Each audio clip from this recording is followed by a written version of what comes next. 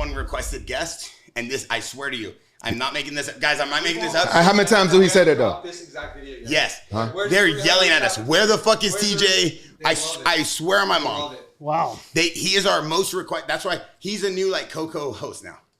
Swear to God. I know. He knows his shit. You should take classes from him. Okay, but if we're going to start this off the right way, you want to tell me I need to take classes from him? You need to take classes from TJ. Me and you both took classes from the same guy teaching us how to thrust and then reverse. And both of you. How to thrust? I like this class. What is this class? What the fuck? Yeah. Well, Rampage failed the class of pulling out. Yeah. I've been thrusting. That's why he's got so many kids, dog. Oh, you're talking about that stuff. Oh, I was talking about wrestling. What I was just doing over here, the judoka. You don't know. I did judo with Caro, and he broke my neck. It's spinal. Here, get it. Everybody get a tight tee for the pod. Are we rolling? He broke my neck. Are we rolling, team? That's his straw. Yeah. This is the most requested podcast of the year.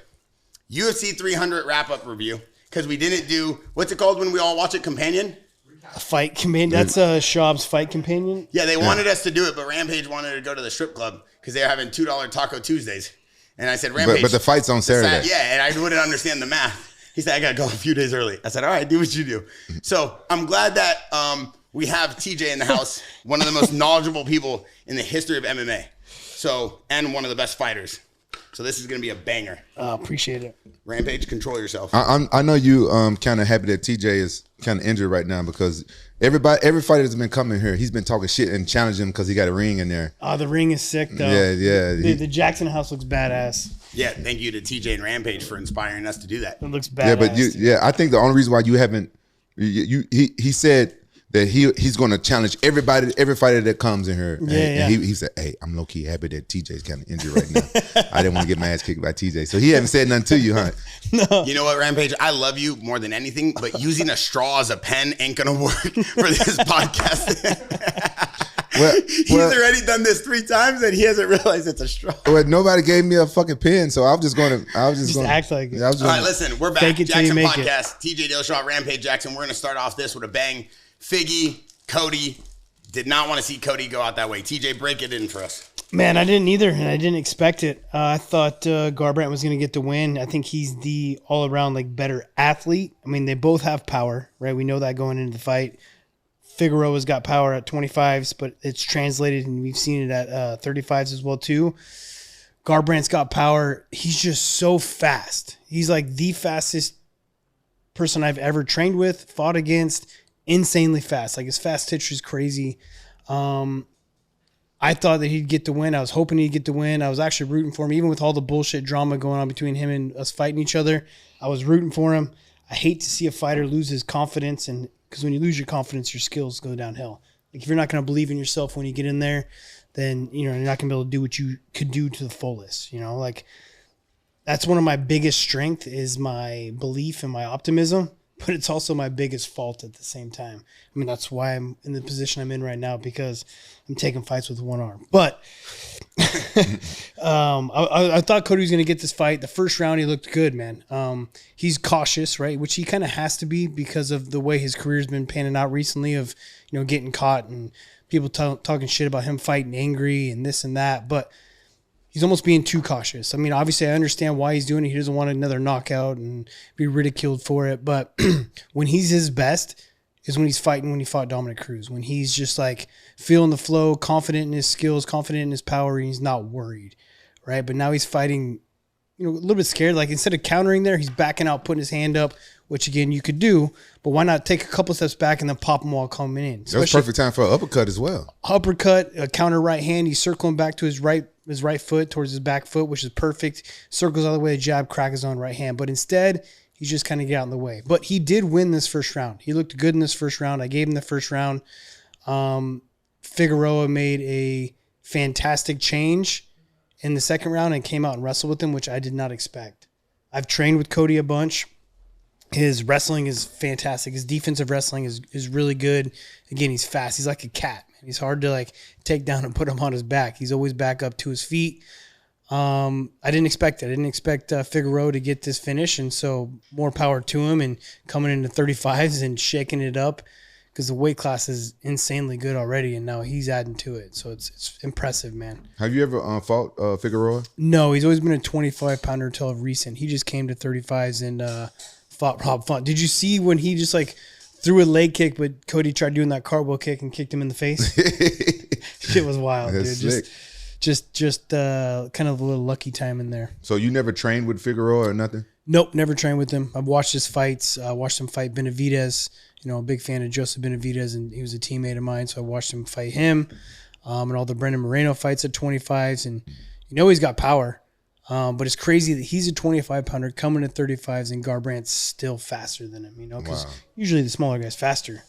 But one thing everybody wanted to understand was with a guy like Cody, who has such a seasoned vet, such a seasoned career, why he wouldn't just kind of just attack more. Because I feel like a lot of the comments keep saying, why didn't Cody just keep striking? Obviously, he has really good striking, even though Figgy is Figgy. It's funny. It's like, damn him if he does, damn him if he doesn't. I mean, that's why they were talking so much shit about him when after I beat him and I knocked him out twice and he fought emotional and he like fights that way, but that's just kind of who he is. By being aggressive, he unfortunately doesn't have a chin anymore, you know, and people have seen that. He can get cracked and he's gotten knocked out. After I beat him, he got knocked out a few more times. And so everyone was ridiculing him for getting knocked out and for being overly aggressive, not having a good defense. And now they want to hate him for being too defensive. I do agree that there needs to be an in-between, but it's better to, I guess, win this fight and be a little bit more on the safer side rather than just go guns a-blazing looking for the knockout and get knocked out yourself. But you've never been knocked out before, have you? I've been rocked. I mean, I've had fights stopped, but I've never been unconscious. Right. But So he's been unconscious. So I'm going to tell you, when you get knocked out, and sometimes it plays in the back of your mind, you can get kind of gun shy. And maybe that's what's going on with him a little bit. It's 100% what's going on. Yeah. That's 100% what's going on. I mean, that's why, like I said, he lost his confidence, unfortunately, because the guy's a fucking killer. He's super fucking fast. He's got power. His wrestling's amazing. He could be, he could be a world champion. You know? Yeah, he let him off the hook so many times in this fight. Yeah. Again, I think it's that you know, losing that confidence in your chin. But in MMA like this, you can make one bad mistake and the fight can be over. And I feel like Figueiredo already made like a couple of mistakes in the first round. And after the first I saw uppercut, he could have clinched him and kneed him from that one mistake. And then now he turned his back. Is Cody? You talking about where he just shifted into southpaw? That was dope. Where he stepped into southpaw and threw that left hook. No. It's a couple times when hold on. What? No. Hold on. What are you snickering about over here? I don't eat Snickers, but the thing I was saying is that TJ was explaining some crazy technique that he caught at the corner of his eye, and it's like that's why people like hearing from TJ. And you're talking about a straight jab. Well, there he shifted, right? He was in orthodox, and he like faked the right hand, stepped into southpaw, and then threw a left hook. See, I don't see shit like that. But you fight both ways. No, I don't. I never fight both ways. I've seen you spar the other day, southpaw. No, I never. You never see me fight a spot southpaw. I do not go both ways like you. I like to go both ways, but I do that because it gives me good balance and it teaches me how to operate from both sides. I like it because, okay, when I'm fighting someone and you're under defense and I'm in orthodox stance, it's just like you know what's going to be thrown at you to an extent, right? It's like everything's kind of like Sandhagen did a good example of this on his Instagram. It's kind of like the Dance Dance Revolution game to where like shit comes up, right? And it's like, so left foot, right foot, certain stances, right? But then when you switch up your stance, you have another 4 more options of throwing different angles. And so instead of you being ready for 4 angles, I'm going to throw at you at 8. And now your brain's got to compute, like, is he in southpaw? Is he in orthodox? Fuck, what's he throwing? And once you confuse them, they're a second behind. You know? I agree with that. That's what John Jones did to me. He switched sides and threw kicks from certain sides, and we was training for that. But you telling me he got that idea from Dance Dance Revolution? No. He was just making an example. That what you just said. Yeah, I was saying you did say that. You did say that. Go look at Sandhagen's. I follow Sandhagen. Go look at his Instagram. He makes an explanation of why it benefits him to fight 2 different stances. And he plays the Dance Dance Resolution. I guess so. I don't play games to train for fighting. You? No, I don't play games to train for fighting. Go watch Sandhagen's breakdown. It's actually a pretty good analogy, right? He's just making it saying that like he's making the dance a lot more confusing. Instead of you having 4 steps, you're having to worry about 8 because he's changing up his stance on you. He's a switch hitter. Yeah. This is where I was impressed, man. Like Figueiredo's strength. Like we all know he's a good grappler, but I don't know, man. Like Garbrandt's hard to hold down. I've trained with him a bunch in jiu-jitsu, and he's a scrambly, like wily motherfucker. He just like is strong. He can get back to his feet, and to watch Figueiredo do this was impressive. Maybe Figueiredo was stronger because he didn't have to cut a whole bunch of weight this time. He's just a black belt too. I mean, he's been grappling his whole entire life, and you develop that strength. I mean, also maybe not cutting so much weight either. TJ, is there anything to do when a guy has you like this? Like, what kind of defense technique can you even train? Like, what could have Cody even done right here? So I mean, obviously he's pretty locked up here. He's answering the phone to try to just to give himself a little bit of breathing room to not get tapped out, and it worked here. It's a kind of tough one once you get to. I mean, the number one thing is not get your. I love the head and arm choke. I get head and arm chokes on everyone, but once he gets this far, you're kind of fucked, to be honest. You can try to get to your side if you can get enough room to lean, like for him to roll to his right side. But obviously he stopped that by getting him out. But if you can get to your side, it leaves that right side. If you're able to roll, which why his body's on the left, if you can get it, it leaves that choke a little bit. But it's very hard to do. So once you get here, he's kind of like desperate resort. But Figueiredo could have finished this. I love when guys try to answer the phone. Mm-hmm. It's very easy to push his hand up and over his head with your chin.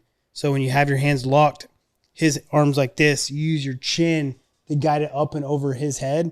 And then you want to keep your head above and higher than his, and he can't get that back in there. He could have got the finish with that head and arm choke. Have you ever been finished with a head and arm choke in training?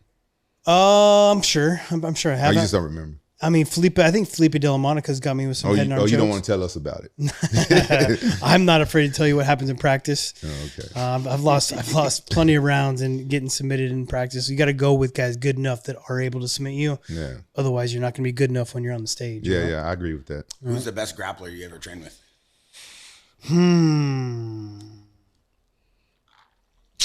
I mean, obviously, it's in different ways. I mean, I think Felipe de la Monica is by far one of the best I've trained with, and that's why he was my coach.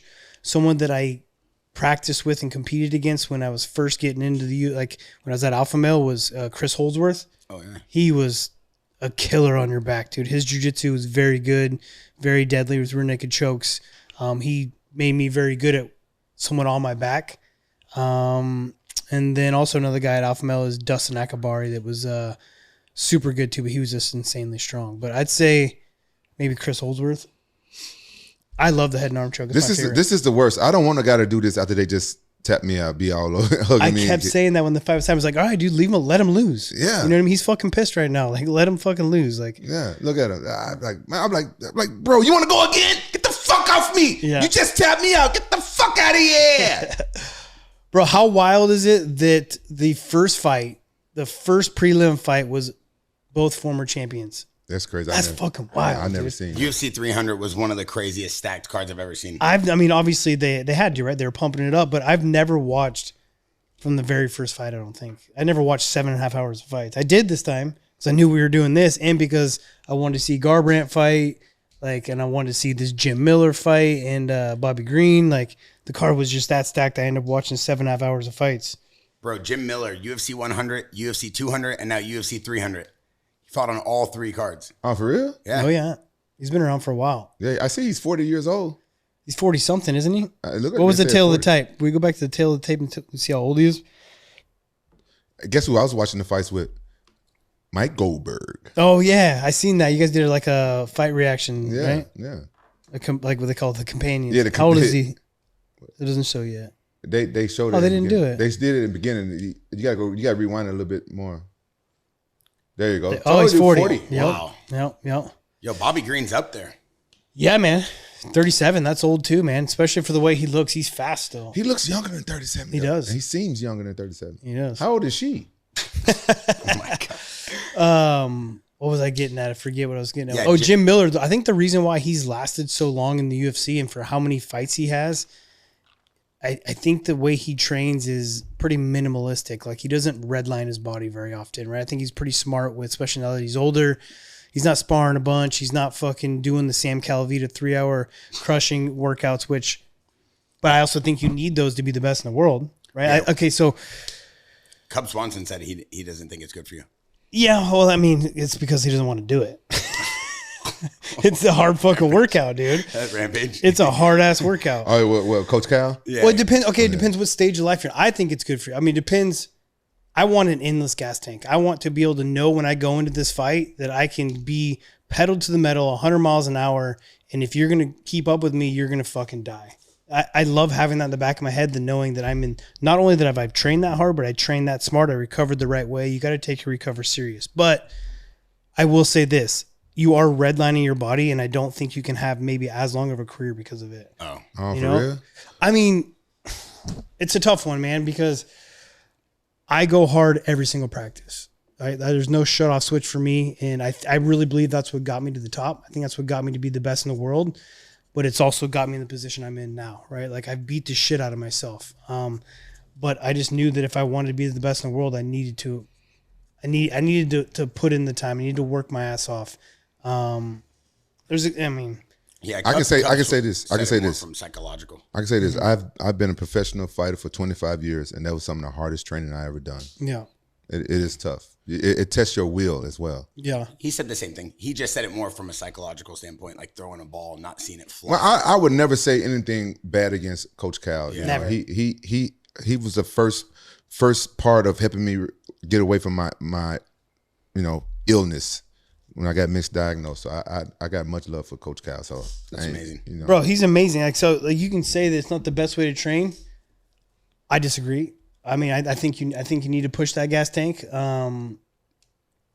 Explain this to me though, in terms of this fight. Bobby Green, 14, Miller obviously been around forever, but it seems like Bobby Green just never respects anybody striking. He fights with his hands down, and he's just a straight mutant in the center of the cage.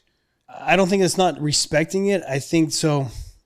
When you got your hands down, he's obviously aware with moving his head. See how he dipped under punches, and he's moving his feet correctly. Yes, maybe there are some more openings for your opponent because your hands are down, but there's also more openings for you, right? It's harder for you to see me throwing a jab when it's down here. I'm going to flick it, right? Maybe I'm going to loop to a hook. It's a lot harder for you to see the punches coming.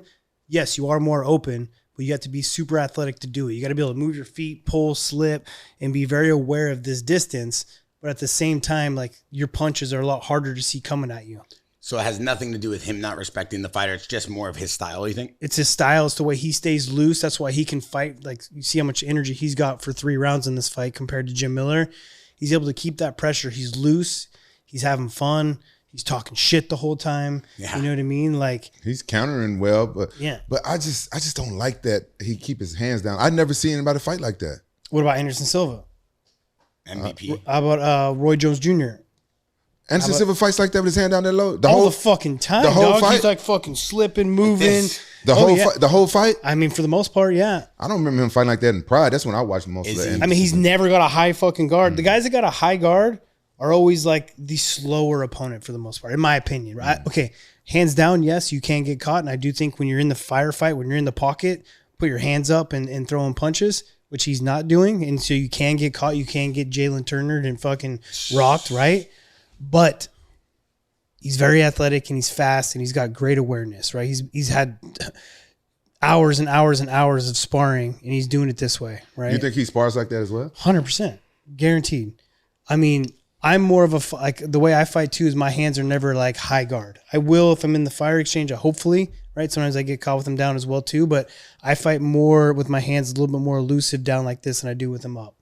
Why you keep talking shit every time he get punched in the fight? I don't know, dude. I'm noticing that Bobby just keeps yelling at the guy, huh? Like, come more. He's like, that ain't hurting. I love Bobby because of that. He's so real, dude. Like and that's just the way he kind of keeps his confidence going, and like it's mental warfare the entire fight. And even if you think it's nothing, even if you think it doesn't affect you, it does, right? Whereas like say you hit him with something and he's just talking shit through it, you're just like, fuck, man, this guy's just taking my shit. You know what I mean? Like it didn't even affect him. Like even though you know he's doing that, it still messes up with your head. 100%. You think he's calling him pussies and shit?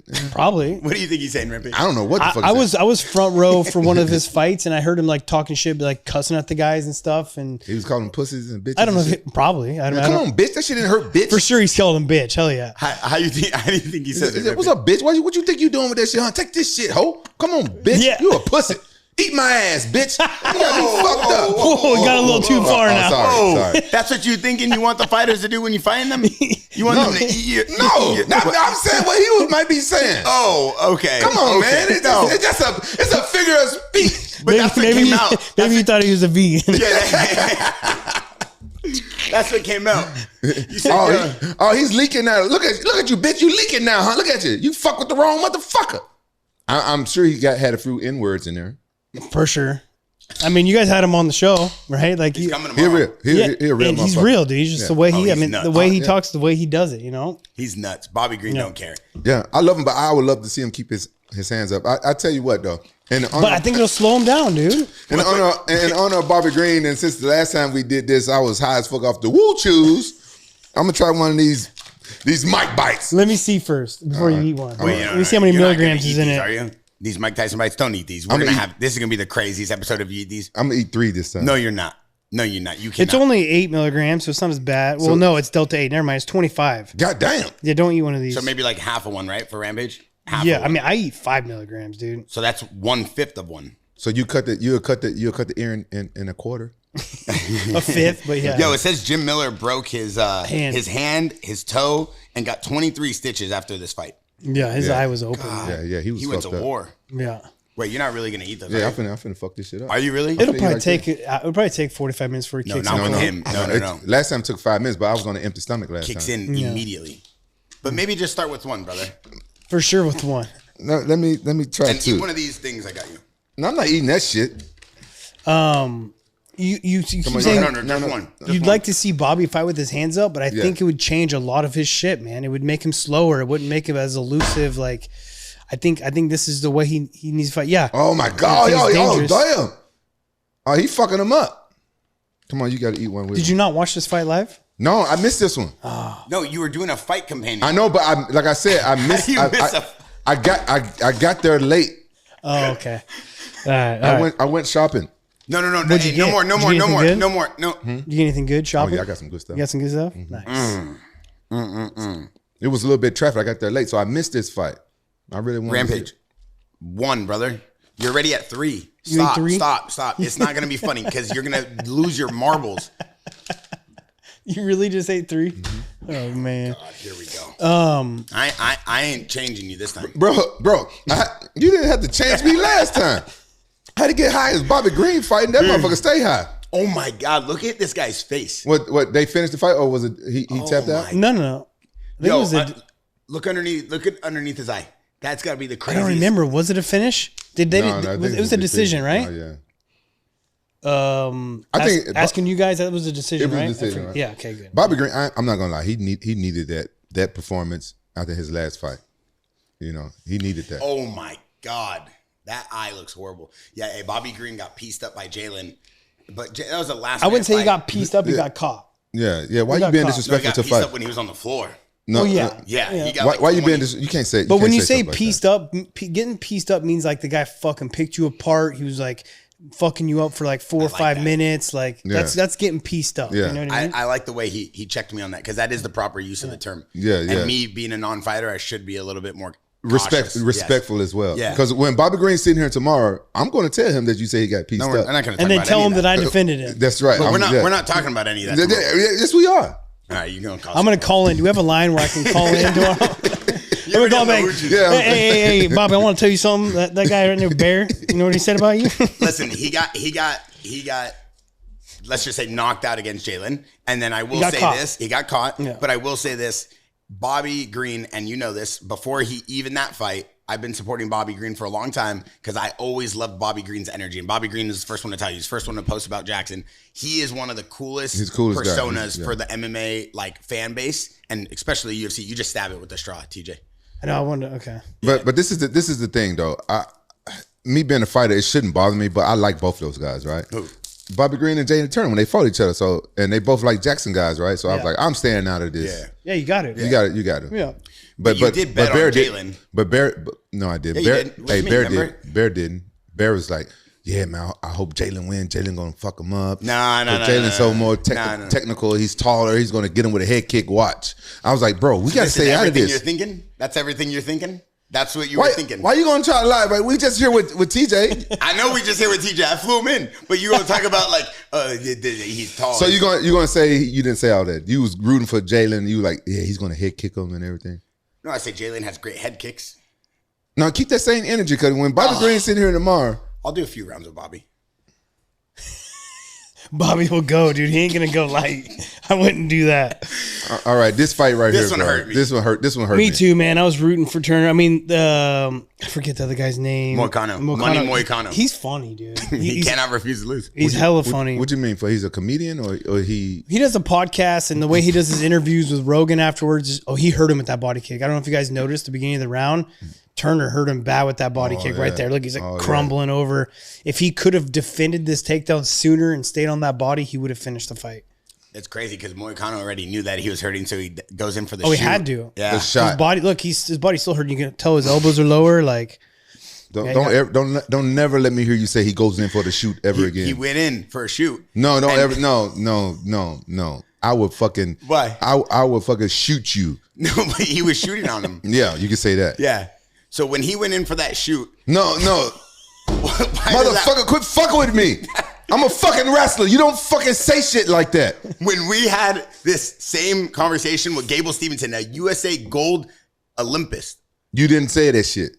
I said he went in for a shoot, and you said the proper term is he went in for a shoot. And I said, no, he shot in on him. No, he went in for a shot. And that's what I said. And that's not what you. No, that's not true. TJ, what's the proper terminology? He went in for a shot. Yeah, he went in for a shot, and he double legged him, single legged him. He took a shot. But you keep saying he's going in for a shoot. No, I'm just repeating how you told me. No, I never told you to say no shit like that. Okay, so Money Moicano right here. He obviously knew that he was hurting TJ. Can you break down to me what Jalin should have done in that situation, like in terms of defending that? Yeah, so he got overly aggressive and came forward for the head and just let him dive into his shot. Right? Took it for a shoot. No more of these. I mean, I guess he should have just lowered his stance coming forward because they know that Moicano wanted to come in for a shot. You know, it's a tough one. But then when he gets into that scramble, the only way to get better at those defenses is actually wrestling, you know, and having guys taking you down and get better at wrestling. Wrestling is one of those things that's the hardest to pick up of all martial arts. You can't just go out and learn how to wrestle. It takes time, takes hours, takes sweat, takes you being in a wrestling room too. You can't just only focus on MMA wrestling. You got to actually like scramble hours on hours on hours in wrestling and learn to stuff the head, or if I need to pick him up, if I need to move his head to the outside or to the inside. You know, wrestling's that thing. It takes just too much time to learn. You can't just pick it up very fast. So would you agree if I said to be a wrestler, you got to go to school to learn how to wrestle? For the most part, yeah. Yeah, for like the real like grinding wrestling, for like the Bo Nickal style wrestling, 100%. Yeah, I've only known one fighter that got good wrestling from really good wrestling, and he didn't wrestle in school. Only one my whole career. Who's that? I forgot his fucking name now. Oh, okay. Fullerton, I know they're Penn State. out there. I mean, like, they'll never be like great wrestlers, but they know how to wrestle, right? Like Sandhagen's pretty decent at takedown defense, but that's how he loses, right? You got taken down by me a bunch. You got taken down by Aljamain and choked. It just takes that time, man. It takes the time you got to put it in the wrestling room. TJ, I read an interesting comment. No, all jokes aside, it said that Jalin Turner's length, like the size, the way he is kind of lanky, it actually hurts him in these situations because of his defensive skills in terms of like takedown defense. Yeah. Is that true? Yeah. Really? Yeah, I mean, but expand on it for me, because I actually want to unpack this, because I want to understand what these comments are saying. so the reason why it's worse for him is because if you don't have a lower sense of gravity, a guy can get underneath your punches easier. You have a lot more legs to grab, right? You have to a shorter guy. Okay, to wrestle and get a takedown, you need to do an elevation change. You need to lower your levels. You want to get underneath his hands. And to get underneath Jalen's hands, it's easier because how tall he is, right? Got it. But if you learn to wrestle with your length, it's also hard for guys to finish shots because you're so fucking tall. They can't like pick you up very easy because you can stay on your feet. I've always kind of hated wrestling taller guys because of that reason. But I would say in MMA, it's easier to take a taller guy down because you're both standing here, not in wrestling stances as well too. So I would say yes, his length does do a disadvantage overall for wrestling. That was a beautiful double leg. So what is this that turn? Because Jalen's one of my boys. He's a Jackson athlete. But what are they talking about, that he was waiting for a walk-off or something? Like, I don't understand. I still don't get that part. Did he think the guy was knocked out? We skipped it? Hey, did we skip the walk-off? Why you skip the walk-off? You got to go to the first round. You're over here eating Wuchus. The whole staff is freaking out. All of our producers and staff behind the camera is saying, no more, no more. I have to bring that same right there. back. Go back like 10 seconds. Right here. Watch. This is where he lost the whole fight because of this right here. Or was it already happened? No, I don't think. Did it already happen? No, because no, I don't think it happened. Right. But yeah, I mean, his striking's incredible. We all his know accuracy's great. And I'm surprised. Like, it's very surprising how much power he's got. Boom, Boom. right hook, left hand, and then dude, he just walked away. Like, you should have jumped on him, dude. What do you mean? He's not done. He got right back up to his feet. Like, but Jalin Turner is one of the nicest, awesomest guys. I've hung out with him a little bit because of Monster. It makes me so frustrating that he didn't put it on him, dude. Yeah. Like, you can't just like, you don't ever stop a fight until a ref pulls you off. But why? Was this because maybe the Bobby Green thing, he didn't want to hurt him? I'm sure we're going to talk to him this week. That could have been, you know. I don't give a fuck. $300,000 is on the line. You're at UFC 300. Like, you punch a hole through this guy's face. Wow. You want to be a UFC champion? You fucking have cutthroat. Like, fuck it. Dude. He got a fucking point. I was disappointed because the thing I was thinking when I watched that fight, and he walked off, I was like, man, I got a feeling that he's not going to win this fight now. Well, I mean, it's just a weird thing. I want to ask him. I haven't got to talk to him yet. I just text. Oh my God, that hurt. God, dude. But to his defense, a lot of times in MMA, somebody drops like that. The referee. But he was on his back looking up. Like, watch how fast he gets back to his feet too. But what's he yelling? What was Jalin yelling at Herb Dean about? He's like, "Fuck you, Herb Dean." He's trying to tell him that he was hurt. Like, I mean, that's what it looks like. I don't know. You need to ask him, but it looks like he's saying that, like, you need to stop the fight. He's hurt. But it's like, bro, there's only 17 seconds left, and he popped right back up to his feet. And if he's going to say that, then you got to put it on him. But you can't come at him so high that he's going to shoot underneath for shots, you know? That's where you need to throw an uppercut. Come at him hard. You know he's going to dip for a shot. Fucking deep, like you're bowling. Like you're at the bowling alley. Fucking just boosh. I talked to Jalen's corner, man. They said he looked at Herb Dean right there and then said, "Motherfucker, you next." Jalin told Herb Dean. He told Herb Dean, like, wow. He didn't stop the fight. Said, "Motherfucker, you next." Wow. Have you ever told a ref that, TJ, in the middle of a fight? I've never said anything to a ref. Really? I don't know. I mean, maybe like all right or something because he hit me in the nuts, but I don't know. I mean, have you ever talked to a ref? No, I don't talk when I'm fighting. Oh. I know. I wish I would. I wish I would Bobby Green. You know, like I wish I had the like swag to fucking do that. Yeah, right? Because it's fucking awesome. I'm in a different mindset. I don't talk. People deal with nerves differently, and his is just a fucking. I mean, that's just like the hood in them, dude. It's you know. So TJ, right here, in terms of Money Moicano being on top of Jalin, we know Jalin has good jiu-jitsu. We know Jalin has great striking, but it seems like right here there was something missing, right? Like, it just seemed like he couldn't really get out of the clinch, couldn't get off the ground. Seemed like Moicano is a lot smaller than him. I don't know because I haven't fought, but I would like to kind of figure this part out. Yeah, it's the will to not be held down, right? But you're also going to create. So I'm very comfortable with creating a scramble because I know that I'm not going to get submitted. I'll give my back up. I'll get out of it. Like, he's doing very traditional. He's locking him down, which you're never going to stand up when you have a guy locked down like that. What you're doing by locking a guy down is you're trying to slow him down on top. That's not you trying to get up. That's you trying to like prevent him from getting into mount or things like that, right? So he's not, what he needs to be doing, my personal opinion, is using a butterfly hooks, getting his feet on his hips and using those long ass legs to kick him away. But instead he's trying to lock him down and hold him tight and slow him down. That's the opposite of getting away. But he's doing more of I heard him say, like, I guess they worked a lot more like gi jiu-jitsu. I don't think that's a good idea for fighting. Gi jiu-jitsu is a completely different sport and it slows you down. You should be doing no gi training and you should be doing situational goes to where you did get taken down and you have a minute. You got to get back to your feet and you have to get into those scrambles to get comfortable guys taking your back and getting these positions because you need some urgency to get back to your feet. And unfortunately, when people watch this fight now, they're going to know how to beat Turner, right? Like, they're going to know, and he needs to, right there, he's got a butterfly hook, elevate the motherfucker, kick him in the air, create that scramble. The best time to get back to your feet is as soon as you get taken down. Wow. Before the guy gets control of you, use your momentum. You go into your back, kick your feet, elevate him, scramble, get back up, you know? And that discouraged the guy as well. 100%. Yeah. Then he's like, you know how much energy it took me to take him down? Yeah. Fuck. Is that because when they're taking you down, because I do a little bit of wrestling, I'm trying to understand the concept. With who? What? With who? I'm a blue belt in jiu-jitsu, brother. That's jiu-jitsu. When do you do wrestling? When I was wrestling the guys from Penn State that came in here. I ain't never seen them. Me and Luke Rockhold. Yeah, don't play with me. But one thing I want to know is when you do go for that kick, a lot of people position their feet on the inside of the thighs and try to flip them. That's a butterfly. Kind of like a push, like you were talking about. And then a lot of people like to kind of push from the ab section, right? Like with their knee, like a push off. Okay. What is the difference? Is there even a difference? Yeah, big time. So if you put your knee across their body, it's a knee shield. And that's to keep the space so they can't ground and pound you. But it also putting your knee across their chest and body gives you enough room so that you can put your feet on their hips. My go-to is feet on the hips because I create the space and I stand up, right? And when you put your feet on the hips, you push their hips away with your feet, kind of like you're a little brother and your bigger brother's picking on you and you're kicking your feet out, right? Like, but push his hips away to get that space so you can stand up. And it's also harder for them to get your back because you have so much space. Jiu-jitsu, you want no space. I want to create that space to get up. Did you ever get in a fight with your brother? I don't have a brother. You just got two sisters? Two little sisters. Oh, that explains everything. What's that explain? Bro, well, hold up. I'm ready to fight. Not you. Anybody but you. That explains everything. Yeah, He got no brother. He grew up. No one picked on him. Yeah, he grew up with girls. Did you I ever used to get jumped every day on the way home from school.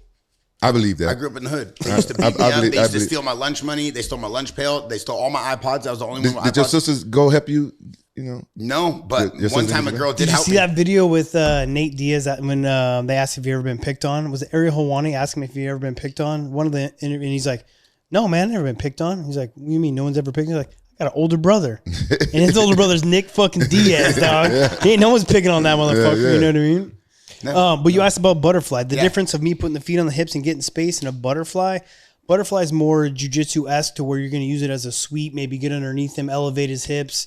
Same kind of thing, or you can use it to kick him. And I'd say butterfly's better for sweeps and getting on top, to where feet on the hips and kicking away is to get back to your feet. Depends on what your goal is, you know? Yeah, it's cool when you talk about the technical breakdown because I watched the video with John Danaher, the Death Squad, you know, and he talks about the different techniques of right when someone takes you down because it's no-gi. Obviously, they're not the same style as jiu-jitsu, so they always talk about space. Yep. One thing I want to go into before we do this featherweight fight, does Jalin Turner have an opportunity still with his record and the way he fights to compete and try to make a run at the belt? Absolutely. Awesome. Absolutely. And do you think Bobby Green has any opportunity in that? Yeah, I mean, I'd say Turner, with his age and his trajectory, I think he maybe has a better chance. Bobby Green's been around for a long time, and you see his record. But he does as well. I mean, everyone's got a fucking chance. Everyone can go on a streak, right? But I would say maybe more so a Jalin Turner than Bobby Green. What would you like to see Jalin Turner work on? He needs to wrestle. He needs to scramble. Not just wrestle. He needs to learn how to scramble. Like, you can't just go do gi jiu-jitsu and be a better MMA fighter with jiu-jitsu. Like, gi jiu-jitsu is not going to make you a better MMA fighter. He's got to do no-gi training. He needs to get with some really good wrestlers, like the Juan Archuletas. Fucking trains with Tiki. Like, go to train with Juan. Like, Juan's a scrambling guy. But also get a wrestler that's going to take you down, get you into a scramble that can also threaten submissions. So you get comfortable scrambling and not getting caught, because most jiu-jitsu instructors are going to tell you not to scramble because you're going to give your back up, right?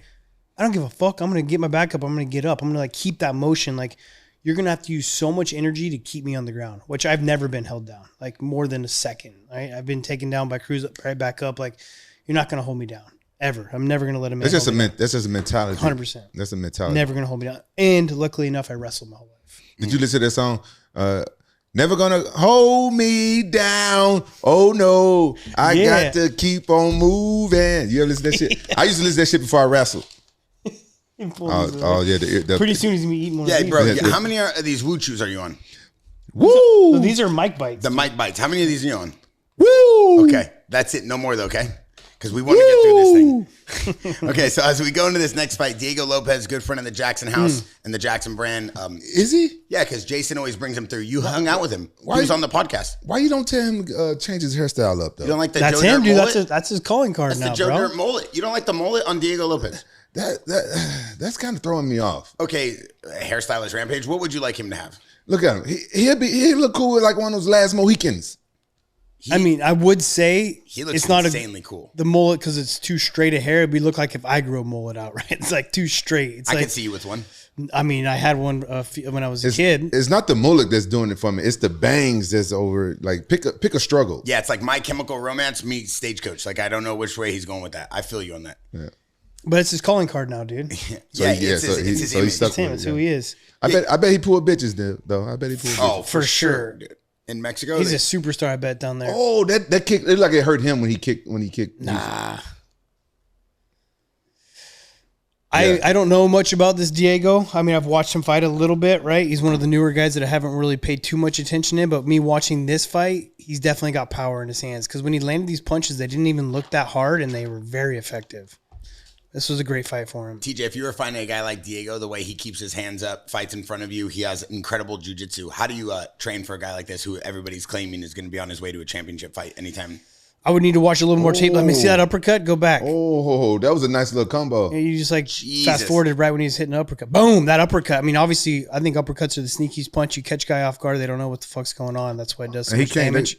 Yusuf came back. But if I was going to fight a guy, I mean, it's got this kind of stance, that's where I'm going to be elusive, right? A guy with a high guard and a little bit more of a flat foot, he's not moving around crazy. That's when I shine. That's like when I fought Renan Barão. Like, he keeps his hands high, right? He's a high-handed, like, Muay Thai fighter. I'm going to use my angles of switching stances, getting outside of his shoulders. I'm going to be able to move away from his power, which is obviously his right hand, and set kicks up from different angles, right? That's how I would fight him. I would need to watch a little bit more about him, but it looks like he's got some power in his hands. Yeah, where's this Yusuf guy from? Because he remind me of my son, Roger. I was wondering who his mom is. This kid might be another one of my boys out there. You think Yusuf is one of your kids? He could be one of my kids, man. In what way, brother? God, there's so much sugar in that. Bro, I used to move around. What does that mean? Look at Zuckerberg right there. What do you think of Mark Zuckerberg right there, sitting with Dana White, Rampage?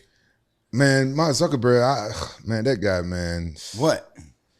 Well, I like that he's interested in MMA. I'm gonna say that. Okay, but why you make the face though? You don't like Zucky? I just don't like what he's doing with Instagram. So I got to be careful what I say. Like you know how you promote fights? And I'm gonna kick your ass, something like that. And they get mad. You know, you can't I don't agree with not being able to have the freedom of speech, right? You should be able to say whatever the hell you want on there. Right? Yeah. And you follow me if you want to follow me. I do agree with that. Yeah. I think it is awesome that he's at the fights and he's supporting the sport because it's going to do nothing but help it grow. Yeah. But he just always looks so awkward and out of place when you see him in TV. Like when he was in Volkanovski's corner, when he walked out, he's like, what do I do? Ricky Bobby during interviews, like, I don't know what to do with my hands. That's how I was when I was on the Wu Chews. Maybe he was high. I'm telling you. It is cool though that Zuck loves MMA. It is cool, man. I love the fact that Volk let him come out. That was kind of cool. That was exciting. Yeah. Yo, TJ, you talked about the uppercuts too. Since we are talking technically speaking, when he throws those uppercuts, one thing you showed me in here after UFC 298 was that punch, that like uppercut kind of jab type of move. Oh, yeah. Whatever that was. But you were telling me that the way to throw it, like coming on the inside, like to close the gap, and then how he throws that left hook. Because he's throwing it with his right hand because he's fighting traditionally. Mm-hmm. But you were showing it, I think, southpaw to me, right? I was probably showing you like an up jab, right? Because throwing a jab when you're in an open stance, say he's an orthodox and I'm in southpaw, it means our lead hands are facing each other. It's hard just to throw a traditional jab. It's really easy to block. So I'll come up underneath and throw like an up jab. It's a different angle. This is a completely different technique. This is more from like tie clinch. He's got a tie clinch on him and he's just punching around. So when a guy's got a tie clinch on you, if he's not aggressive with his tie clinch, it's very easy to counter, right? So if he's got the collar tie or tie clinch and he's just holding on to it, you want to throw uppercuts and hooks around the corner, right? Because it's open all day. But if he's got a good tie clinch, he's going to be moving your head around, threatening knees, like you're like trying to keep your balance and you can't really throw punches. But if he's just holding on like this, that uppercut's money and you can't see it coming. It comes down low, right? So the punch that knocks you out the hardest is the one you don't see coming. I agree. I got a question though. Let me see if I can get this out. You see that technique he used from the tie clinch, and he was very successful with that combo, the uppercut, hook combo. How much you think that is instinct versus he's trained that? You know what I'm saying? Good question. Well, a little bit of both, right? You have the instinct because you've trained it, right? It's just a matter of fact of being in the gym and training different situational training. Same way I'm talking about doing jiu-jitsu situational training. You got to do situational training and handicap yourself with striking, right? But the reason why I asked that is because have you ever been training with somebody training clinch, the Muay Thai clinch, and in training, the guy let you punch him with a combo to get out of it? Normally, we put our hips in and we revert. It's kind of go to wrestling. We don't ever in training punch our way out of it's a good technique. Yeah. You think about it, but in training, like the guy's not going to let you do that. The reason why you put your hips in and you do that technique to get out is because the guy's pulling your head down, right? When someone pulls your head down, it makes your hips go back and now you're susceptible for a knee, right? So we're trained to get our hips in and get our head up so I can't be kneed in the face. But if that guy's not pulling my head down, both his hands are on my head, I know that I can come up and around the corner. You know what I mean? Like he's not threatening. If he was threatening elbows and pulling at him and throwing knees to the body, I can't unload a combo. Yeah, I agree with that. Yeah. But think about that in training though. When we train the clinch, you know, I've never like punched somebody in the clinch like that in training. Well, probably because they didn't just hold on to your head and not do nothing with it. But your sparring partner's not gonna let you do that though. No. Who gonna let you? But by the way, I want to ask you. He's talking about the pulling it. He's talking about some good technique. How many times a guy pulled your head down like that though? Dude, a ton of times. I believe it. Yeah. Moving on. God damn it, Rampage. I'm trying to be serious for 1 minute, huh? We can't be serious for 1 minute, right?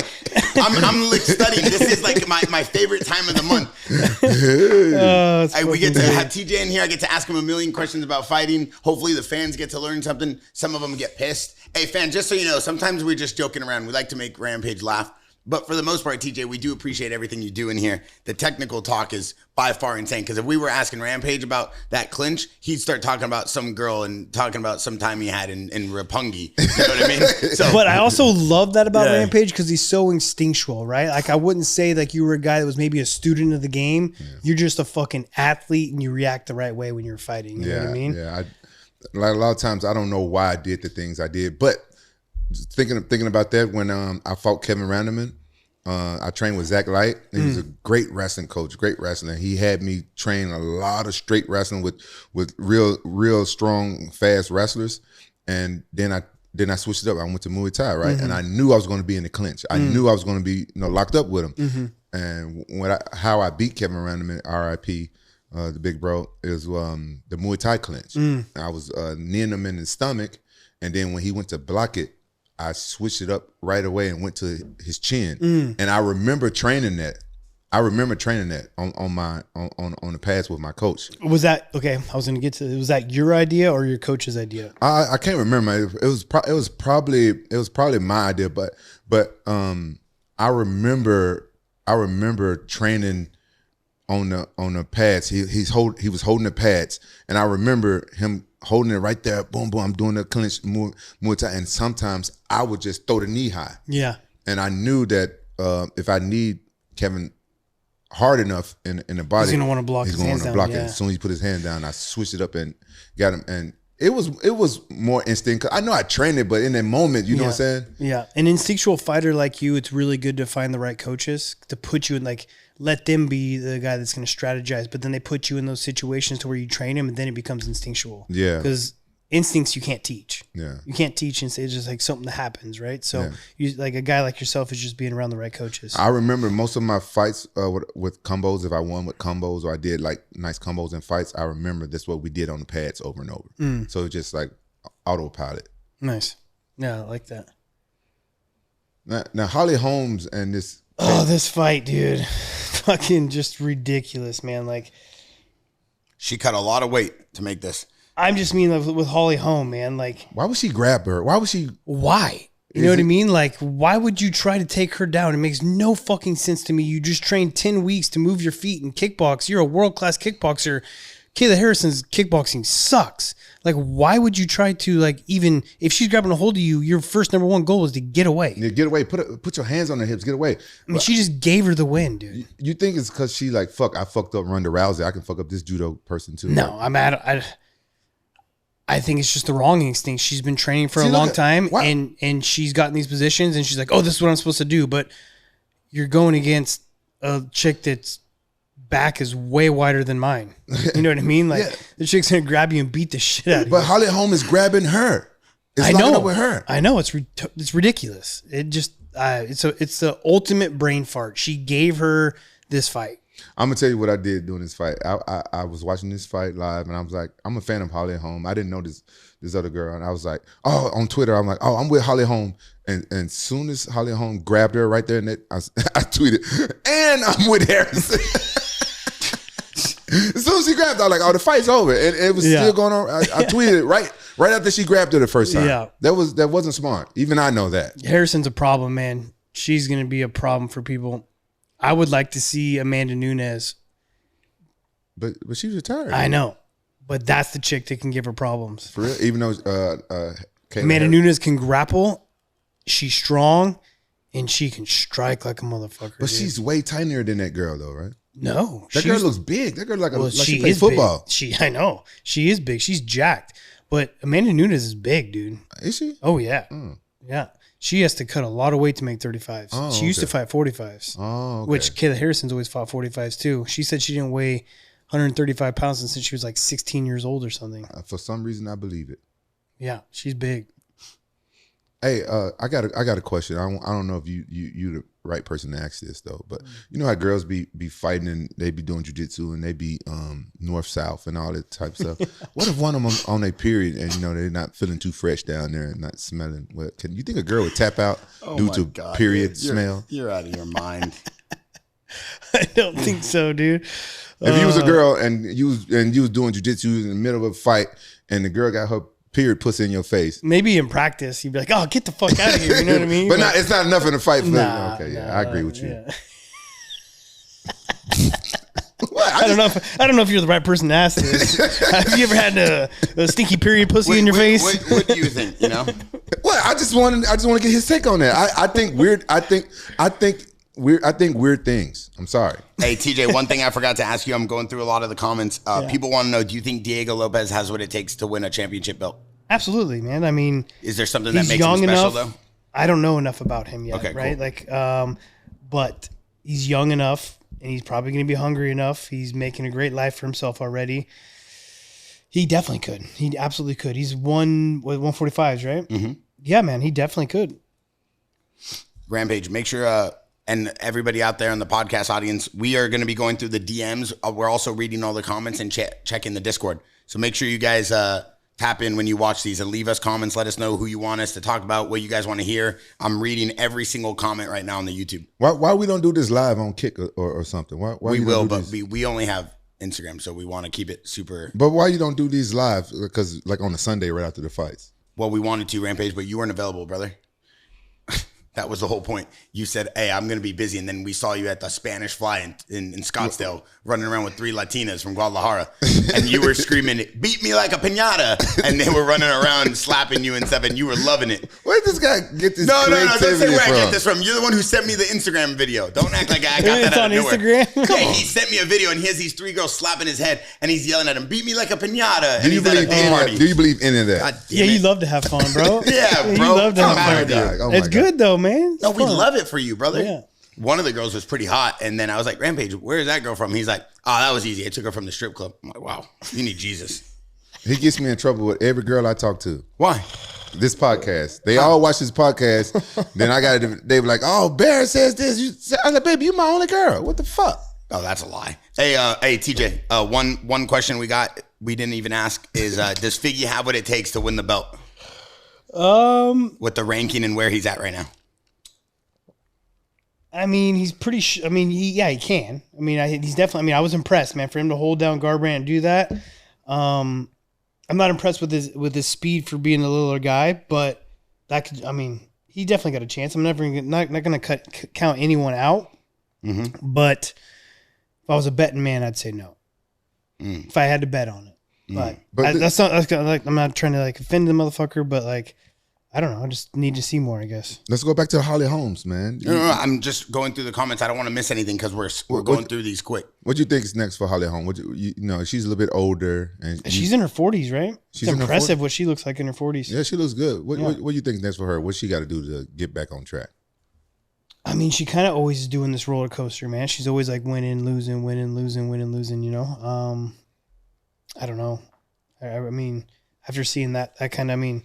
That was just like the ultimate mistake. I just can't believe you can even make that mistake in that kind of fight. Like, Kayla Harrison's like only plan and idea is going to be to out-grapple you and elbow you in the face, and then you take her down. It's like... Can I say what you're thinking that you don't want to say? Fire your coach, bitch!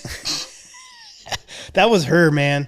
That was all her, because she even said it like they had a game plan that they worked on for 10 weeks, and she just didn't do it. So it was all she didn't listen to her coaches. No, she said they had a game plan for 10 weeks and she didn't follow it. That's her, man. That was all on her. It was not her coach. Do you think her coaches should fire her? That's impossible, bro. She's an independent contractor. But think about it. If TJ with the technical terms, what are you on right now? How many? I'm on these damn fucking woo shoes. You broke the microphone stand. You're kicking things. TJ is a respectable champion and wants to be treated as such. Oh my! No. It's these mic bites. I'm gonna go around biting motherfuckers' ears now. Bite my ear. I dare you. 3 more, dude. Bite my ear. 3 more? Bite my ear. I want you to bite my ear right now. What kind of kink is he on? Nah. No, fuck that. Yeah, because you want some crazy stuff. No, right now. hey, Did bro. you see him throw me around the ring like Rey Mysterio? When you guys were doing some wrestling? Bro, I gotta show you some footage before you got here. Yeah. Rey Mysterio Jr. walked in here. His son? Or Rey Mysterio? Rey Mysterio. Oh, okay, yeah. He went fucking crazy. He jumped off the table on top of Jared, like big elbow, smashed some fucking plates. He did. Yeah, He did. Oh. Because Rey Mysterio walked in and he had the mask on, and I instantly had flashbacks to me as a 10-year-old. And I go, let's get it on right now. I put on the Stone Cold Steve Austin walkout, and I just started smashing everything. I was trying to intimidate him. And Rey Mysterio didn't give a fuck. And I'm yelling at Rampage, I need you to have my back. He's like, hell no. And I'm like, no, go, let's get him. Bear gave us tequila. I never seen Bear drink. He wasted tequila. He drinking tequila. And doing a Stone Cold, like spitting it out and shit. I'm like, bro, that's not Stone Cold. That's Rey Mysterio. So he can't say shit about me eating these Mike Tyson Mike bites. No, you're out of your mind. We still have 5 more fights. Okay, but this is, honestly, this is what people love. They love Rampage in his natural form. They love hearing from you. And this is like a hangout. This isn't even like a pot. Whoa. You right? What are you doing? Well, I drank some of that energy There's drink. tequila in there. And no, I drank some and one of the ice cubes like flew down my throat. That's not tequila? Hell no, I'm not drinking. I got to train after this. Hey, bring me some tequila. No, for Rampage. don't bring no tequila. Hey, you set the tequila bottle by me. I didn't tell you that I'm in talks to do my own tequila deal. You'll get me sued before I even get a deal. We're not sponsored by them. That's just the I know, but it's sitting by me. See what I got to do? Man, hey, this podcast making me famous. What are you talking? You made the podcast famous, brother. You're one of the most famous fighters to ever fight. You're the face of Pride. You're the face of the UFC. You fight like what are you talking about? You're like a world famous fighter. Well, how come nobody talk about that now? All they do is talk about the podcast when I see people. Because we can't watch half your fights. Yeah, this is what you do now. It's what you're doing. You're not in the cage fighting right now. You're talking. You're having fun. You're like, that's what you're like. It's better that they're talking about it. Bro, the podcast made me famous. I don't know what y'all talking about. Not those sick ass knockouts you had, and nobody talks about that. No, they talk about the podcast. I love the podcast. All right. They would say, but fuck that Bear guy though. He crazy. No, come on. Don't be mean. Man, Sterling looked thick at 45. He looks big. So he went up a weight class. Yeah, he went up. Yeah, he went up because, I mean, obviously the weight cut sounds like it was really hard for him. But also, Marab's that weight class, and that's like his boy. Right? Yeah, they're like best friends, huh? Yeah. That's a weird relationship. It's like me and your relationship. Yeah. I won't go heavyweight. Yeah. Yeah, I don't got to worry about you going to heavyweight. But you know what? I was really impressed with Aljamain, the way he fought. It was not the most exciting fight, but it was the smart fight, and he needed to fight really smart. It was very impressive how dominant he was of a number 8 fighter at featherweight. He came out and just did whatever he wanted to him, right? Like, very impressive. Like, I mean, the guy's very strong. Remember, when he took me down, I was like, fuck. He's like, you mean try to push him off, and he was very strong. But the way he just manhandled Kattar was impressive, but he's definitely not doing himself any favors making fans, which I don't think he really gives a fuck about, because if he did, he wouldn't fight. I mean, it was snooze fest, I know, but it wasn't an exciting fight, but I feel like he didn't care about that. I think he cared more about getting the win, and sometimes in America, like, see, I come from fighting from Japan where you wanted to win, but that wasn't like if you lost, it wasn't the end of the world for you in Pride, right? So I come from a different background. Me, it's entertainment first, and I risk a lot. I risk a lot to entertain the fans. But in the UFC, if you lose, even if it was an entertaining fight, you lose, people making memes about you and shit. You know what I'm saying? And it's just fucked up, and it's very disrespectful. So I understand why he came out there. He went up a weight class. He just want to get this win. Maybe his next fight, he'll go out there and put on a little better show. That's why I would like to think. Yeah, I mean, I wouldn't want to be someone that was known as like super boring, right? I'm not trying to like bag on him, but you're trying to bag on him because he beat you in your last fight. With that yeah, right. That's not fair, bro. Okay, so look, here's a comparison. Like a guy like Why you do that? here's a guy like no, it's fine. He had one arm. I could joke with him about That's a that. good Now. question. It's whatever. I No, lost. hey, Aljo on the podcast said, "Yo, TJ can't use the excuse he had one arm. I had one bicep." He made that shit up. No, he didn't. No, he did say that. I on don't our remember. podcast. I don't remember him saying that. And I said, "Well, Vinny, did he say that on the podcast? I can't make an excuse. Didn't he say TJ can't say he only had one arm because I only had one bicep or something like that on the last pod? Because Aljo's going to be here tomorrow.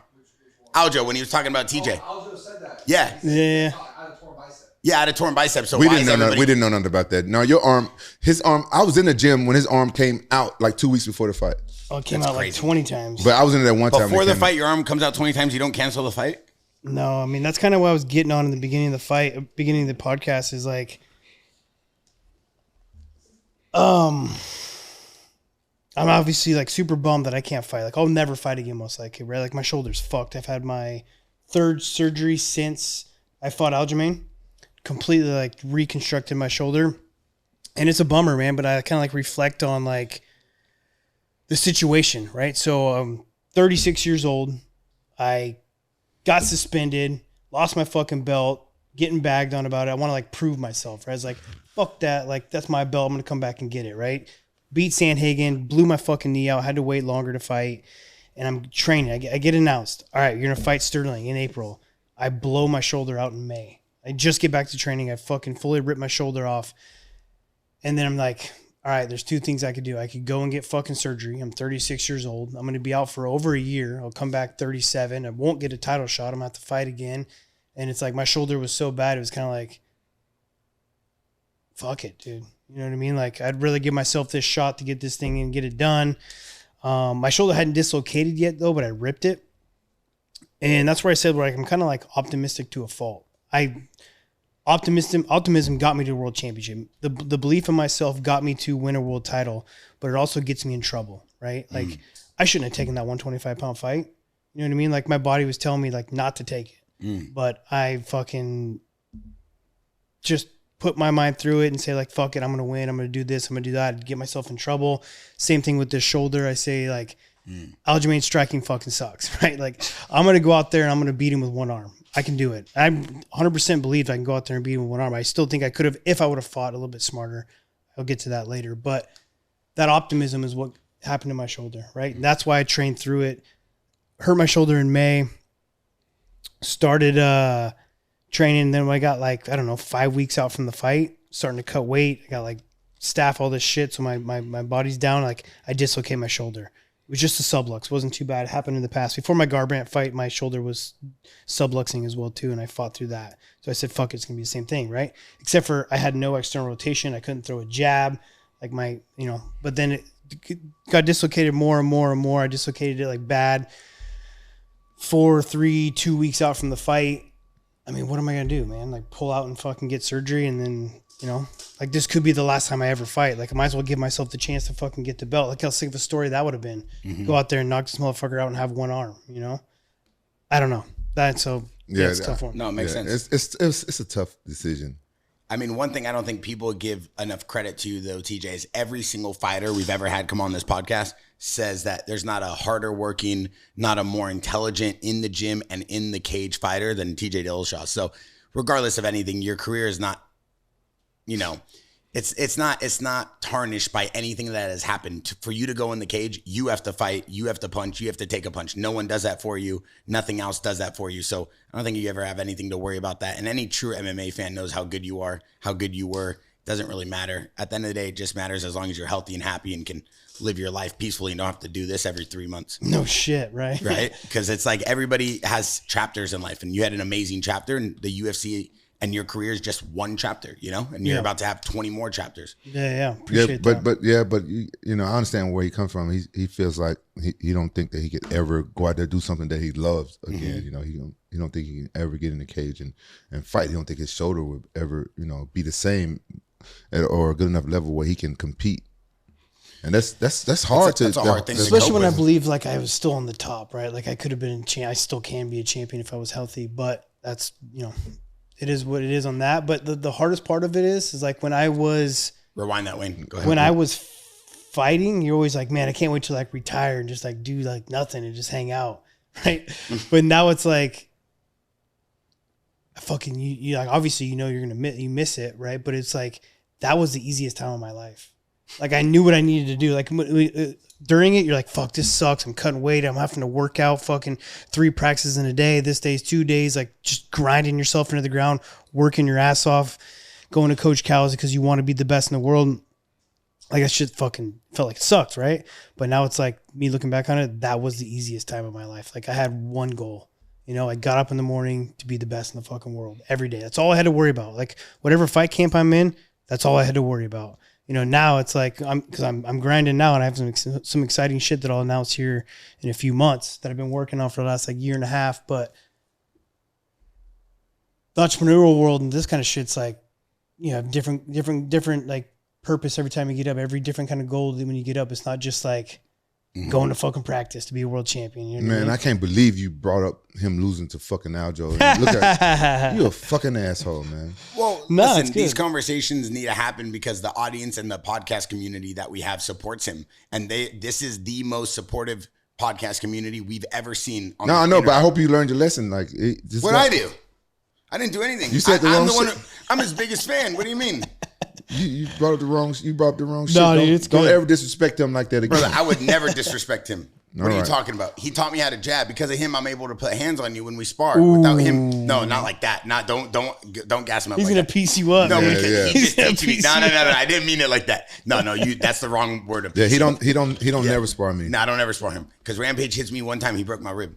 So listen, before we talk, it's still broken. I'm not kidding you. He's not. Let's go back to that we power bomb. are. Let's go back to that power bomb. I want to ask you a question about Aljo. Everybody said him moving up to this fight. Rampage said it perfectly. He had to win this to prove something because he was coming off a loss, obviously. Yeah. And this is a new weight division for him. And he obviously wants to solidify himself in this weight division coming in against Oh, he did that. 8-ranked fighter. Yes. So Yeah. regardless of the hype of the fight, Yeah, Rampage, yeah, obviously. he did obviously show that he can compete at the highest level, right? Oh, he tooled him up. This guy's Cool. number 8, dude. Like, Cool.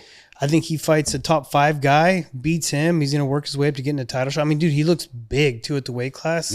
Looks strong. He did very good. So this is a right good here, weight power for him. bomb. Oh my God. You know what's crazy? Oh my God. I used to do that in high school. That was my power In bomb in high wrestling? school. Yeah. No way. Yeah, that was my power bomb in high school. But the thing is, if he actually just like brought him straight down, if Kattar wouldn't have curled up and landed on his back and landed on his head, like they would have probably disqualified Sterling for spiking. Oh, You can't spike someone on their head; it's illegal. That's illegal? Yeah, fuck yeah, break Since someone's when? neck, dog. Since when? It's always been illegal. You Bro, can't, what do you mean? you can't spike them on their head. Bro, I did that to Ryan Bader in fucking Japan in Bellator. Yeah, but he 38 years but ago, bro. Not directly on top of his head. Yeah, that's in pride. like landed on What? landed on his neck and shoulders, not like top of his head. Yeah. Actually, that was in UFC. That wasn't even in Bellator. That was in UFC. It wasn't Your in Pride. Bader fight was pride. That was UFC. I need to see a Yeah, I need to replay. see a replay of We need to see Bader a- versus Rampage in yeah. pride. That was UFC. It wasn't 30 fucking years ago. I didn't mean it like that. What I is he just That's said, like, fucking. That's the see. rule That's book fa- changed. bro. That's very disrespectful, That's when bro. you could have sponsors on your shorts. They haven't had sponsors on their shorts in 10 years. What do you mean? See You what I can't gotta put for up- him. I gotta support him. Bro, listen, bro. You can't disrespect us fighters. I didn't disrespect him. No, ever. you disrespected him earlier when I you would said never. Because when you brought up the Aljo beat him, that's why he was being salty. I said I never said he I don't was. take that as disrespect. Don't It's I you did- I do. dare I say think- I called but him it- salty. it- Don't you dare say that. You did say that. You love saltines. I saw you walk in here with a thing of Cheez-Its and Ritz crackers the other day. So don't use just your crumbs on his Yeah, beard. yeah, and he pretends. Look, he's still got the crumbs right here. Look at this. Look at that. I don't take that as an insult. Who sends you every single comment? Every single person on this podcast always says, "Yo, leave TJ on there. He knows what he's talking about. Bear out. Replace Bear with TJ out." So listen, we support TJ more than anything. Let's get back to Look at the fighting. powerbomb. Look at the this powerbomb. I want to see Rampage's power bomb against Bader. Yeah. Oh, that was nice though. We only have a few more fights, so we have time. But Let's see the power bomb with Bader. Yeah. That was actually I did try to spike him because I was injured for that fight. Yeah. That's when I ripped my meniscus, and so I was just trying to get the fight over with. wait, so spiking is illegal? Yeah, you can't spike them directly on their head. Wait, I never knew that. I see didn't know people it. lift people up all the time and throw them in UFC. Yeah, but do you ever see them land like? Obviously, it's their job too to not land on their head, but I'm pretty sure you can't intentionally spike on their head. Bro, no, that's not pride. It was in the UFC Japan Rampage versus Ryan Bader. Rampage slammed Ryan Bader. Type that in UFC. I was kidding. He It's went not all the Pride. way back to pride It's not right. with It's the UFC. Rona. I was kidding. Hey, don't Paulo Costa look like Ricardo Arona? Yeah, he does. I thought they were related. Opponent on their head. Right here. It's right there. UFC. Yeah, it's right. someone recording a VHS through a camera. Oh man, that's rude. That's No, rude. I was showing. Wait, what is this? Yeah, you cannot spike an Rampage? opponent's head on the canvas. No, they Wait, had, that's you? no, they had. Here you go. Oh, Here you go. Right here. Look, I tricked him. Oh my God! So he landed on his head, but you didn't like pile drive him. Right? I was trying. Look. Yeah. Wait, this is horrible. So it says right here, like the rules. Whoa! Spiking. You cannot spike an opponent's head on the canvas like a pile driver in pro wrestling.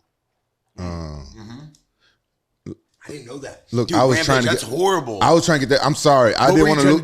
to do? I was injured, and I didn't want to lose in Japan. I love fighting Japan. I like slamming for the Japanese fans. They love it. So you know what I did? I was near him, and I ducked my head so he Did can. he grab it? No, so he can knee me. Oh, to grab his leg. And I I cut love it. that. Yeah. Oh my God, you did. Wait. Go back. Wait, Rampage. That's See, one we thing- gotta explain yeah. this. Pause it. Right when Rampage right there. Stop. You see that catch? Yeah. Wow. Yeah, Rampage. anytime someone's got an under over and his overhook side, which side his head is on, if he's leaning it down, you go to knee him, you better be ready for him to catch it. Rampage. Hey, all seriousness, you got to show the audience because they love this stuff. Show I'll us what you commentate. did. All Yeah. right. I need you to TJ, spike him too. TJ, show. Oh, I swear to God, you break my tooth. I just got everything clean. You got veneers? No, I just went and got my teeth. Why you always? I got veneer. I got a nice smile. The girl I told this girl I took her on a date. She said I got a nice smile. Oh, really? Yeah. Did she sit on your face after the day? No. We went to dinner and then I took her home. She's cool. She sit on your All right, so put him against the wall and put him in an under over. right here. Yeah, under over. This side's an overhook. There we go. Yep. Now he leans his head down, I right? lean down so you can. So You knee him. Boom. He catches that. Now it's easy for him to lift you. So when I come here, so you did this on purpose? Yeah, I did this. Yeah. I lean down really low. So I went here? So you can knee me because even if he does get it, the soft part. Yeah. Yeah, ain't gonna hurt that bad. And then what? And then this is when you picked him I up. picked him up. And So if you're on the wall, you only want to knee your overhook side. So that's The side you have an overhook on? Oh yeah. Hey, all seriousness, did you ever practice that, or that was all instinctual? Oh no! I practice that. Okay. I do that one in training. TJ, so if someone is standing against the wall and they're holding, I'm only supposed to use this knee because If it's your overhook side. got it. Just You know what I because mean? then I can't. do that. Okay, if you can knee on the underhook side if his head's not low, right? Because he can't like reach with his head high down to grab your leg, but if his head's low, he can grab it. What is that technique called? I have no That's idea. crazy. There's no name for it. I don't know. It's just my way because the reason why I started doing it because I started off my career slamming people. Yeah. It was getting harder and harder for me to slam people. People was training for it. Yeah. So I just started doing it. I did it in Pride a couple times. Bro, it's unreal how fucking strong you were to lift someone up when they were doing like a triangle or armbar. How high you were able to lift them. That's fucking insane. I had the strongest lower back in the world. I feel like 100%. my lower back was strong. And like one time I was That's training. hamstrings and lower back. One time in the gym, the people wanted to see how strong my lower back was, so they put a guy that was 300 pounds, put me in a triangle, and I picked him up. Really? When I was young. That's insane. No cap, and I'm not even being funny. We were wrestling with Rey Mysterio, and I've never wrestled with him. And I'll post a video so people understand I'm not messing around. He literally lifted me up like with one hand, and I'm like 195 wet. He was like 160, 170. I'm 195 wet, brother. Watch your tongue. And so I literally thought he was gonna slam me. I was so nervous. He did slam me pretty hard, but I could tell he wasn't even trying. I was like, wow. After when all the cameras were off, I was like, damn, Rampage, you really are still strong. I was like, you are way stronger than Khalil Roundtree. They don't just go away. Well, Khalil Roundtree says Rampage is not strong anymore. Oh, that's yeah. right. I seen that podcast. Yeah, He's saying yeah. he was stronger than you. Yeah, no way he's stronger than me. This is the thing. I'm not strong. It's But weird. it depends what kind of strength you're talking about, though. Yeah, I'm not strong in lifting weights. Yeah, there's people like I'm not a very well, it depends what kind of weights, but for the most part, when it comes to lifting weights, I'm not that strong. But when I grapple, I'm a lot stronger. Yeah, that's weird. What's the Why difference? is that? I don't know, man. Body control and core. I have a super strong core. Like if your lower back's strong, you have a strong ass core. Like your lower back is part of your core. You know how I got so strong? When I was young, I used to like fat girls. I used to pick them up and sit on my face. Always. We always get so close to the finish line, and then he goes right back to square one. All right, listen, break us in on this. 31-year-old Yuri, 32-year-old Rakic. How do you say it? Rakic? I forget. I forget. What? Rakic. It's Croatian? Is he Croatian? How you say the other guy's name? Yuri. No. The other guy named Yuri. We just use the first name because no one can say the last name. What is his last name? Prochazka? Huh? Prochazka and Rakic. I'm a big Yuri fan. Yeah. Because of just the way his mentality is and how he was fighting. Again, he's a guy that fights with his hands down, right? And it is very dangerous, especially for these heavyweights, because if you get caught by one of these punches, like, you know, it's going to put your lights out. But These heavyweights? Light heavyweight. Light heavyweights, sorry. But I just mean heavier weights, right? But he bounces around. He's got really good motion. Like, he moves like a little guy. I was happy for him to come out here and get this win, especially because he was kind of getting beat up in this fight. You know, that Rakic is Rakic. I don't know. Yeah, Rakic. Yeah, he's good, man. Bro, I would have loved to fight these guys when I was younger with his hands down. Why is that? Man, I would fucking eat his lunch. But why? Explain that to me. Because I just, you know, I'm really into defense. Okay. And I don't like guys that don't have their hands up for some strange reason. I would have like got in close to him because I like to fight in close. I would just hit him with combos. I don't know. It just gave me more confidence. Oh, his hands down. He don't respect my stand up, and it would have kind of like made me want to just really knock him out. Mm-hmm. Damn, that psychology is a real thing. Like, you actually look at someone like, damn, he ain't respect me, I'm gonna go kill him. You think about that? Oh yeah. TJ, like you too? Not about respecting, but there's definitely the psychology and some stuff. I don't know, man. I guess I don't do too much of that kind of thing. To be honest, I don't feel like I think that much when I'm in there. I kind of react.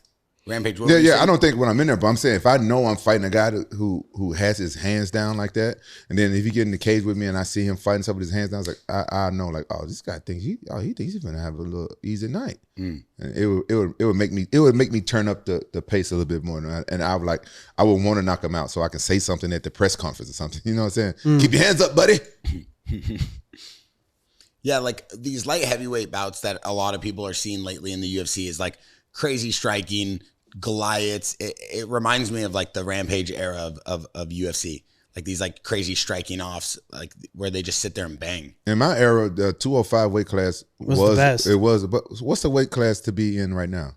135.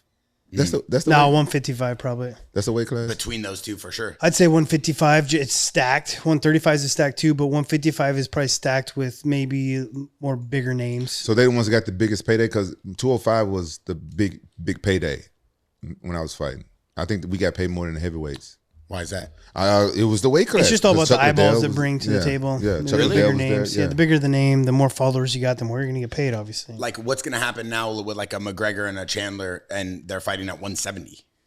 Doesn't matter what weight they fight at. They're just going to get paid no matter what? Oh, yeah. That's crazy. It's all about the eyeballs, dude. So is it McGregor's weight class that's bringing in that they're getting paid the most, that weight class? I'd say just the 55ers. There's probably more bigger names at 155s compared to anything. That's the weight class he's in? Oh, he won the first belt at 45s. Then he won the belt at 55s. Now he's been fighting like 70 and 55s. Yeah. He kind of gets to do whatever the fuck he wants, which, you know, he should be able to. You know what I mean? It's like, I seen an interview that Chandler was doing about like how one man deserves it and one man's just getting it. It's like, bro, you've been holding out to fight McGregor for fucking ever. To fight him, it's like, who deserves it? You know what I mean? Like, he's the one that deserves. Like, he makes the decisions. You know what I mean? Like, he deserves it. He's the one that fucking is a movie star. He's fucking double champion, done all this crazy shit. He can do whatever he wants. Oh man, Yuri rocks him and just does not stop. Where's this guy's cardio coming from? It's unreal. Yeah, like I said, he moves like a little guy. He just doesn't stop though. He's just all offense. Oh yeah, he's just having his way with him. Well, he rocked him. Dude, those punches on the side of the face, like right by the ear, I never realized how like damaging those are till I got. Those are the only ones that have fucked me over. Like when I got beat by Dotson, I got caught right here behind the ear. Mm-hmm. When I got, there's another time. Well, I guess the Cejudo, that fight was fucking back of the head too. It was like a pinky, hardly even clipped me at all. But that was because of the weight cut too. But again, back in this area, I'd say that's the spot that like you don't get knocked out, but you lose all equilibrium. Yeah. What's his name? Glover Teixeira. Teixeira. How you say? Teixeira. Okay. Yeah. He hit me in the back of the head, and I remember flopping to the ground. And I'm like, fuck, I got knocked down. I jump right back up. Like you're still there, but your legs don't work. Yeah. Hitting right back at the head. And I see why it's illegal. I see why. Yeah, well, this one, like, if you hit here, it's not like, I can't see. It's not illegal because it's like. It's still back there. That should here be is illegal, right, where the brainstem is. Here's not quite illegal. And when you're on your feet, it's your fault that you got punched in the back of the head. Yeah. If you're on the ground, that's when it's illegal to get punched in the back of the head. But when we're on your feet, if I throw a kick or a punch and you don't move it out of the way, that's kind of your fault. Except for when John Jones used to do the spinning elbow, those all landed in the back of your head. It started in the front. Other than that, I agree with you. But those spinning elbows he used to throw, he's in that clinch, right, and spins off of it, and it lands in the back of your head, and that's dangerous. I never even realized that's like the only times that, other than Garbrandt catching me right on the fucking button. Only times I get knocked a loopy is like when it's back here and behind the ear, behind the back of the head. Yeah, I wanted to ask you about that. You said you trained with Garbrandt. Mm-hmm. I trained a bunch with him. Is that after your 2 fights? No. I trained with him early before he was in the UFC. When I was UFC champion, he started training with Alpha Male. And like I was coaching practices. I was helping him out, trying to make it to the UFC, like holding mitts for him and stuff. And him being one of my practice partners. He was very early into Alpha Male when I was champ, right before I left. So I think he was getting into the UFC when I left, kind of thing. And I went to Colorado. Then he got into the UFC and built his way up. And then we fought this like rivalry thing, me being the bad guy for leaving, you know? Oh. But I trained with him quite a bit at Alpha Male. Oh, so how was that mentally, you think, for him? Because you like training him and he can tell that he was kind of like. But he was on the rise. He was undefeated, hadn't lost yet, just had a sick fight against Cruz. Like all the hype was on him. He thought he was top of the world. I think it benefits me, obviously, because I'm more of the technician. He's more of just the reactive kind of fighter. But then what really sucked for him is that so me and Uriah had this beef because I got kicked out of the gym, which he wants to deny it all the fucking time. Yeah, we heard about that. Yeah. I get kicked out of the gym, and then I'm the fucking bad guy for leaving to go to work with the coach that got me to become world champion. Well, like the whole drama was like Uriah's that got poured onto Garbrandt, so he had to like team Alpha Male versus everyone, and like he had this like added pressure of all the team on his shoulders when he's fighting me at the same time too. You know, it's kind of shitty for him. And did you get the best of him in training all the time? Or? No, absolutely not. No, I mean, if you get the best out of everyone in your training room, you're training at the wrong spot. Right. You know what I mean? Right. Yeah. I mean, I'll say that I'll win most of the time, right? But there's definitely those days that they should get the better of you, right? Like I said, he's very hard to fucking wrestle. He's hard to hold on to when it comes to jiu-jitsu. He's super fast on his feet. So, but it all matters when the lights are on. Yeah. That's when it all matters. I'm different when I train and when I fight. Like, 100%. It should be. Yeah. It's the weirdest thing. People come and see me train and stuff before they was like, this guy ain't shit. Yeah. How in the fuck he was champion? Like even when I was champion, like how in the fuck you champion? You suck. Yeah. But when all the lights are on and you get to perform, that's when it fucking matters. Yeah. You know what I mean? It's the weirdest thing. Yeah. I was thinking about that. The other day because I'm sparring now boxing, and I'm sparring people and stuff that I know I've got more experience than them, but they're kicking my ass. I'm like, oh, but it's been 4 years since I've been doing this, and I had to think about it yesterday when I was brushing my teeth, wake up in the morning. I'm like, man, I'm really getting my ass kicked in the gym. But then I had to think about but you always got your ass kicked in the gym. Yeah, man. I mean, that's why it's such a fucking mental battle. This sport is such a mental battle. You know what I mean? And just knowing that that's normal, like, yeah, I'd say I got my ass beat plenty in practice. You know what I mean? But I always just knew that was part of the game. Like, and also when you're in training camp, you got to remember you're fucking exhausted. You're doing like 2 trainings a day. And then you get guys come in that are fresh and your coaches are like, all right, I want you sparring with 5 guys, a new guy every round. You know what I mean? You always forget that like this guy's coming in and fresh. He's training to give you a look. And you're fucking worn out too, so you get hard on yourself a little bit. Yeah. That's the crazy thing about MMA because I don't think boxers even do it like that. Like they'll keep the same guy in the round. Maybe say if a boxer they're training for a 12-round fight, and they'll keep one guy in for like sometimes for like 6 rounds. Then they'll get it, so they only have to go against 2 guys. I've seen some camps like Bud Crawford brings in some guys and does like multiple training partners. Lomachenko does that as well too. I went and trained with Lomachenko up in Oxnard, which was fucking awesome.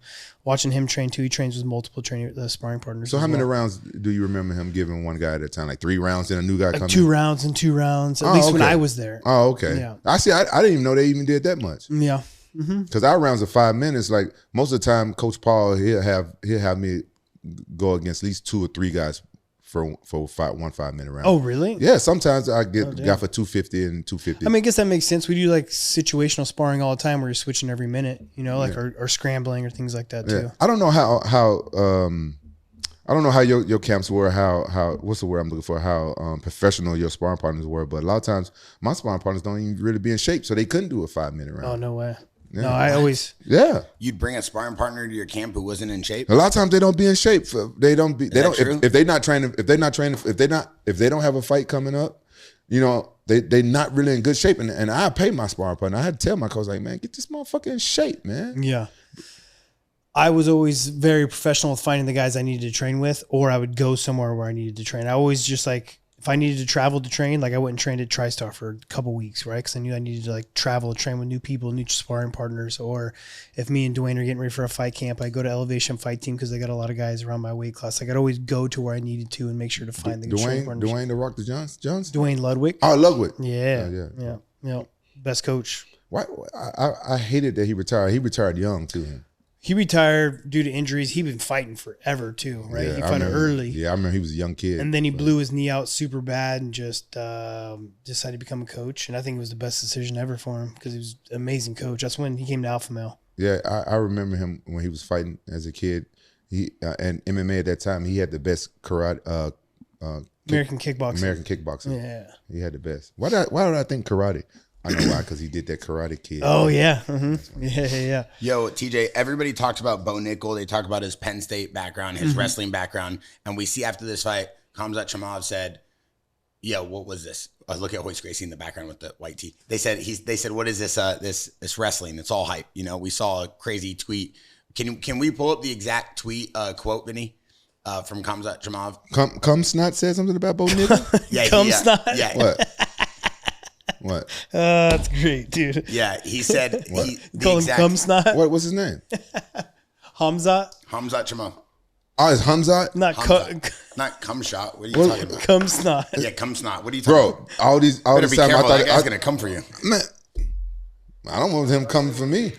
What? He said that wrestling was big bullshit. Yeah, so that's what he said. He said that wrestling was big BS, and he's talking about Bo Nickal's wrestling, and obviously, I don't think he understands, bro. Like, if he goes out there and tries to do MMA wrestling with Bo Nickal, he's going to get fucked up. You really believe that? 100%. Wow, break that down for me. You don't think Khamzat Chimaev has Bo what it takes Nickal to is wrestle one Bo of the Nickal? best collegiate wrestlers. He wrestled at Penn State. He's a very good wrestler. And that's why he's getting put on main cards, right? Because he is this like 4-time All-American, one of the best wrestlers to come out of college. And so he has... Think about all these wrestling fans, these wrestling families. They're obviously fans of the UFC, right? They're 100%. If they're a fan of the wrestling, they're a fan of the UFC. So he's got a lot of eyeballs on him coming from college. That's why he gets put on these main cards, right? Everyone's like talking shit about how, they got champions that are in the undercard, this, and that. Agree. That is kind of crazy, but he has the eyeballs. He's on the up and come, and they're going to promote him the right way. But if Khamzat tries to wrestle with Bo Nickal will fuck him up. Bo Nickal, maybe he's a little bit green on his striking, and there's always a possibility he could get caught. But I think Bo Nickal fucks him up just on wrestling and cardio alone. We've seen that Khamzat gets tired, and Bo Nickal will never get tired. He trains Sam Calavita, does remote training for him. So Sam Calavita has done all of. By Cub saying that that's not the right way to train. No, he just said he loved the training. He appreciated everything. He just doesn't know if that was the right way for him to win. Oh, for him. He said he never won when training with him, right? Makes sense. Okay, for him. Cub Thompson said for him. Yeah.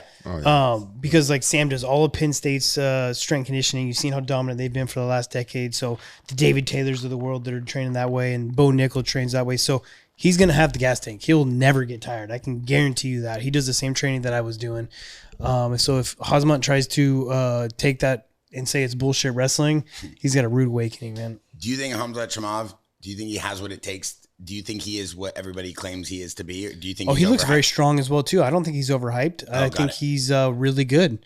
I wish he was more active. Unfortunately, I think he sounds like visa issues and sicknesses and a bunch of stuff. Yeah. I would like to see him more active because he's got a big following and he's really good. Sorry, guys. Pronounce his name for me again. Khamzat Chimaev. Khamzat Chimaev. Khamzat, yeah. Khamzat Chimaev. Khamzat Chimaev. Yeah.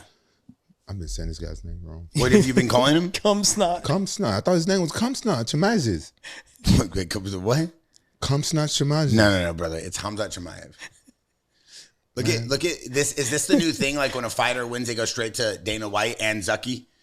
I love Zuck. I love seeing Zuck courtside. I think it's amazing. But look at him. Every fight, they go talk to Zuck and Dana.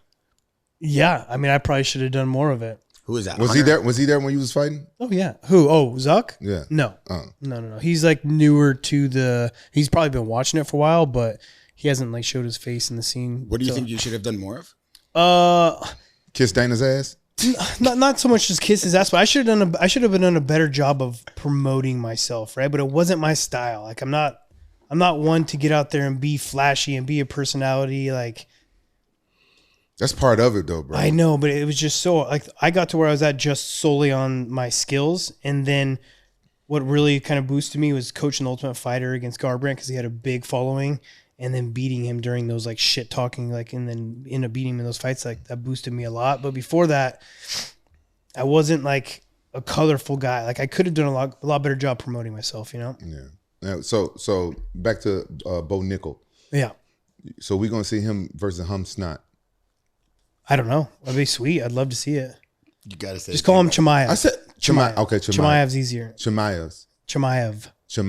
There we go. So since Chimaev, he's a good wrestler as well. Yeah, he's got great wrestling. Yeah, it's a different style of wrestling, but he's got good wrestling. But he just doesn't have the way that Bo Nickal competed all of his life, like weekend after weekend, year after year, just wrestling, grinding. He's got like that chain wrestling to where if he shoots his shot and doesn't get it, he's shooting another shot. He's shooting another shot. He's gonna wear you the fuck out. He's gonna get the takedown. You know, even if you're a great wrestler. Hey, so now I'm excited to see. I want to see them two fight. Now, yeah, me too. The guys tweeting about Yeah, I would him. love to see that. Would you like to see that fight? 100%. Who you got your money on? If you had to bet, who you got your money on? Well, even before this, I did the podcast. I said I don't think anybody could beat Bo Nickal.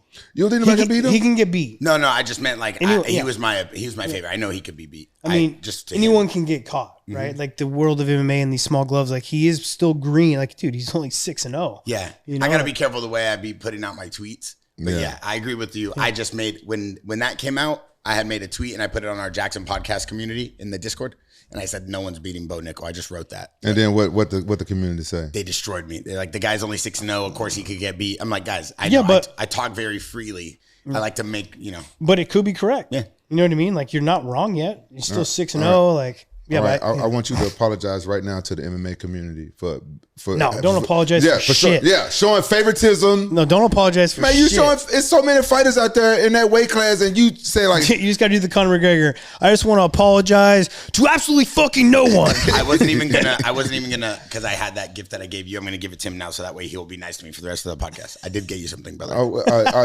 You got him a Rolls Royce. I heard you. No, stop. I got you this just because I want to say thank you for everything you've done for the podcast. No, hold on. I got you this. This is for you, okay? No, fuck off. Why? No, he's trolling. No, I'm not. I gave him one. Oh, you gave him one? Yeah. Well, if you gave him one, you got to give me one. All right, this is for you. You gave me one of those yesterday. All right, listen. So on this one, this is a very specific one. I'm reading through the questions. I have 2 questions I want to ask you, TJ. I appreciate you bearing with us on this craziness. And the podcast community, we only got a few more, so stay with us. Charles Oliveira and Armin. Armin obviously had a huge scruffle with Bobby Green in one of the last 2 or 3 UFC fights in the hotel lobby. Armin's a monster. Right. Forgot about that. Everybody talks about Charles Oliveira's jiu-jitsu and the way he was, just so dominant in the UFC. He still has it, but obviously he's got to retool. Something is not working, right? Because he can't finish these last 2 or 3 fights. Oh, that was an amazing leg kick, by the way. The 2 questions that we got asked the most is, do you think Charles Oliveira, after seeing him in this fight, can make another run for the title? And number 2 is, do you think Armin is going to be able to just basically wipe out the whole division, seeing how he played? So these are the 2 questions that we got asked in our JAXXON podcast Discord. I do not think that he could wipe out the division. I don't think he's that dominant. I think that he's very good, obviously, to beat Charles Oliveira and perform that way. But he almost got submitted. He was about a second away from fucking tapping out. If his pants wouldn't have came off, he would have fucking got choked out. What? So watch right here. Watch. So this is so fucking tight. I thought it was done, man. I thought it was done. Look at his face, right? But see his shorts come down. Yeah. His shorts, so he had his legs wrapped around his right above his butt, where his hips are at, and his shorts coming off saved his fucking ass. And showed his ass and and saved showed his his ass at the same Wait, time. why did that save him? Because the legs went below the hips. So the reason why that guillotine's so fucking tight is because the legs at the same time. Rewind. Like, so if you have that choke on and you're bringing your shoulder down and over, you're also extending with your legs. And by extending with your legs, it's stretching out his body and making that choke tighter. I didn't even notice that when I was watching it. God, TJ, you're on a whole nother level. Now watch. See, look, watch your shorts. Watch your shorts. See how his legs are, and he's also pushing his legs, right? But by him pushing his legs and the shorts coming off also helps his legs go past his hips. It lets him squirm his butt out. A lot of people would have panicked in that position. Oh, he was, yeah. I mean, And then he had to retool. You're right, because then when his legs start to slim down, like slide all the way yeah, down he the leg, had to make sure to slides it stay right him back. out. I'm glad he wasn't wearing a jock strap. Everybody would have seen his ass. Damn, how are the hilarious. shorts even falling off? Aren't they designed to not fall off? He probably didn't have them tied. If he Oh, would there's have, a rope in those? yeah, there's like an inside tie. I didn't know that. If he would have done a body triangle with that guillotine, he would have finished it. Hey, rewind that real quick because I want to show this technique. I think you keep looking at that dude's ass. No, just chill. Why dude. you keep 'Cause rewinding it? People like to see TJ talk Like about if he would have go back a little bit more. So if he would have body triangled there, if he could have, he would have finished the choke. What's stopping him from do that? His choke is too high? His leg's probably not long enough, to be honest. No, watch right here. So, I mean, yeah, his legs might not be. He like almost kind of went forward, but yeah, his legs might not be tight. If his legs would have been more up on his ribs, then he would have been able to get closer to a body triangle. But because his legs are on his hips, if he's wider there, it's hard to get that body triangle. his on. leg's not long A enough. body triangle is very hard to get on that. But if he could have, it would have finished him. You got to have long legs, or the guy. His legs are pretty long. but his leg's not long enough to do it on it. Why are you looking at his legs like that, Rampage? If he would have been in a different position. But man, it was crazy to see. I mean, I thought he had this, bro. It was like so close to being done. I was rooting for Oliveira. I'm a huge Oliveira fan. What makes you such a big Oliveira fan? His story, What is it? just him living in the most ultimate favela like situation, like as poor as you can get, like really unfortunate, and making not only a life for him but for his whole family. You know what I mean? For him to be able to provide for his family and his parents now is just, it's awesome, man. You always root for that. Like, I mean, it's an underdog story, right? For him to be successful and like, you know, it could have easily gone the other way. You know, and so jiu-jitsu saved his life. You know think what I mean? you think he moved his whole family out of the favela? For sure. His cousins and everybody. No, I don't know. I don't know how big his family is. You know what I mean? If you would have made like millions of dollars in the UFC and grew up in a favela, would you have moved your whole family or just your immediate family? I don't know, dude. Come on, man. Be That's honest. a tough question. I mean, probably I'd try to do my whole family. It just depends on like how close you are with your family, or like The ones there's that a you lot didn't of like, you questions. was like, fuck y'all, y'all my- stand in this. you cool, fuck you cool, I'm out. You know what I mean? But yeah, I mean, with my family, I would try to do them all. But that's just different. Everyone's situation is different, you know. Yeah, I agree with you. It was a good fight, though. It was a very good fight. And then TJ, can you break down? They say Armin's striking is looking better than ever, but it seems like his ground game was incredible. And we saw this video of Armin doing breathing techniques with his uncle and his grandpa or his dad. I'm not seen sure. I that don't want to too. misspeak. And they were showing it literally 2 weeks before this fight. They said, "Hey, brother," in his language, I think he's Armenian, right? Armin. Yeah, Yeah. he's Armenian. And they said, if you get caught up in a choke or in a rear naked choke or a triangle choke, I want you to do this. You do 90 steps, you breathe. It's this crazy video. And they literally show why it's impossible to tap him out. I don't know. I if mean, you it's saw definitely that. not impossible because like a choke is also blood, right? So it's not just about like holding your breath and how long you can do the breath work. It's also about like you get this artery cut off on the side of your neck and you lose the blood that goes to your head, you're going to sleep. You know, like choke's not all about breathing. It's about the loss of that blood. But yeah, I did see that. I mean, it's definitely going to help. But I think your question about his striking and everything, I think he's just very well rounded. His wrestling's awesome. His grappling's great. His striking's sound. He's very, very good. Hey, one time my son got put in a guillotine choke, and it was really tight. If he wasn't so dark, he would have turned purple.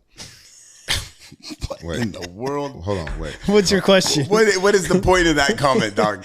I was getting there until you guys laughed at the skin color of He my was just son. trying to The get way- us to yeah, laugh. no, I wasn't. You racist. Yeah. You racist. You Yeah, laughing. racist. You Yeah. laughing. No, that's you fucked white up. motherfuckers. Yeah. I drink No. one protein shake. He goes, "You are so fat. You lost your abs." I go, "What? It's 9 a.m., brother." Come on, I can't call nobody fat. Anyway, and I asked my son after the fight, I'm like, how in the fuck did you stay in that guillotine so long? Yeah. And he was like, I held my breath. It was a tight guillotine. Yeah. And he held his breath. I was talking about he was in there for a long time. Damn. And he said he just held it, but you're right. Because he stayed relaxed. He stayed relaxed. But it is about cutting, even the guillotines, is it about choking or is it about cutting that air? Oh, well, it's a little bit of both on that one. But that one's a little bit more air. But no, guillotine can be a little bit of a blood choke as well, too. Depends how you position your arm, right? The guys that get those like really deep I hate guillotines. those. I hate those. It's like really hard to get out of. Yeah. I mean, it wasn't that. It was the regular one, I think. He was there, and I was super worried. It depends how much they squeeze with their lat and stuff too. Like someone that's really good at guillotines, you don't just pull up on your arm, right? Like that's like on your Adam's apple. It's not really going to finish them. What you want to do is get your shoulder up and over them, and you're squeezing with your lat. You're making this like really small on both sides and pulling your hands up at the same time. Oh yeah, he was an amateur. It was amateur fight, so I don't think the guy was that good. How did you feel about Armin's what you call that, the X kick? How you feel about that? That was sick. Right, you would never expect him to be that flexible. I mean, I don't think it's gonna knock anyone out, but that shit was sick, dude. It's so unexpected. Yeah. I don't even understand how a kick like that, how he can get his leg straight up and then straight down over Charles without Charles moving, because it's such a unique kick. Oh, it's fast. Yeah. Oh, is that what it is? It's fast, and then it just like it kind of goes over his guard and pulls his hands down. I never seen anybody get knocked out from an X kick, but I heard Andy Hug used to do it in K1 back in the day. Hit him with your heel, man. If your heel comes down, like he kind of hit him with his toes. Yeah. But if that heel were to come down, it definitely could. You can break somebody's nose if you do it right, too. For sure. This was a good fight. This was a real good fight. Yeah, I'm looking at some of the comments too that we saw was that Oliveira's defense is good, his takedown defense is good, his striking is good, but he couldn't put it together. Is that comment true? Do you find truth in that? No, I think Armin's just good, man. It's like he's fighting guys that are really fucking tough, you know? I think he didn't like fully commit to this one here. I think now he laid down. It's a little bit too late. But if you would have rolled underneath him and put him on his chest, he could have had this Darce a little bit better. He's like sticking his tongue out, and I think he lost the fight. But like, I don't know. He thought he was winning. He thought he was winning right there, right? Yeah, I mean, when I was watching, I was like, dude, what are you doing? You just lost. You're like, you should be going for the choke. Yeah, I guess Armin was. I thought he was trying not to lay down so the ref wouldn't think that he was out.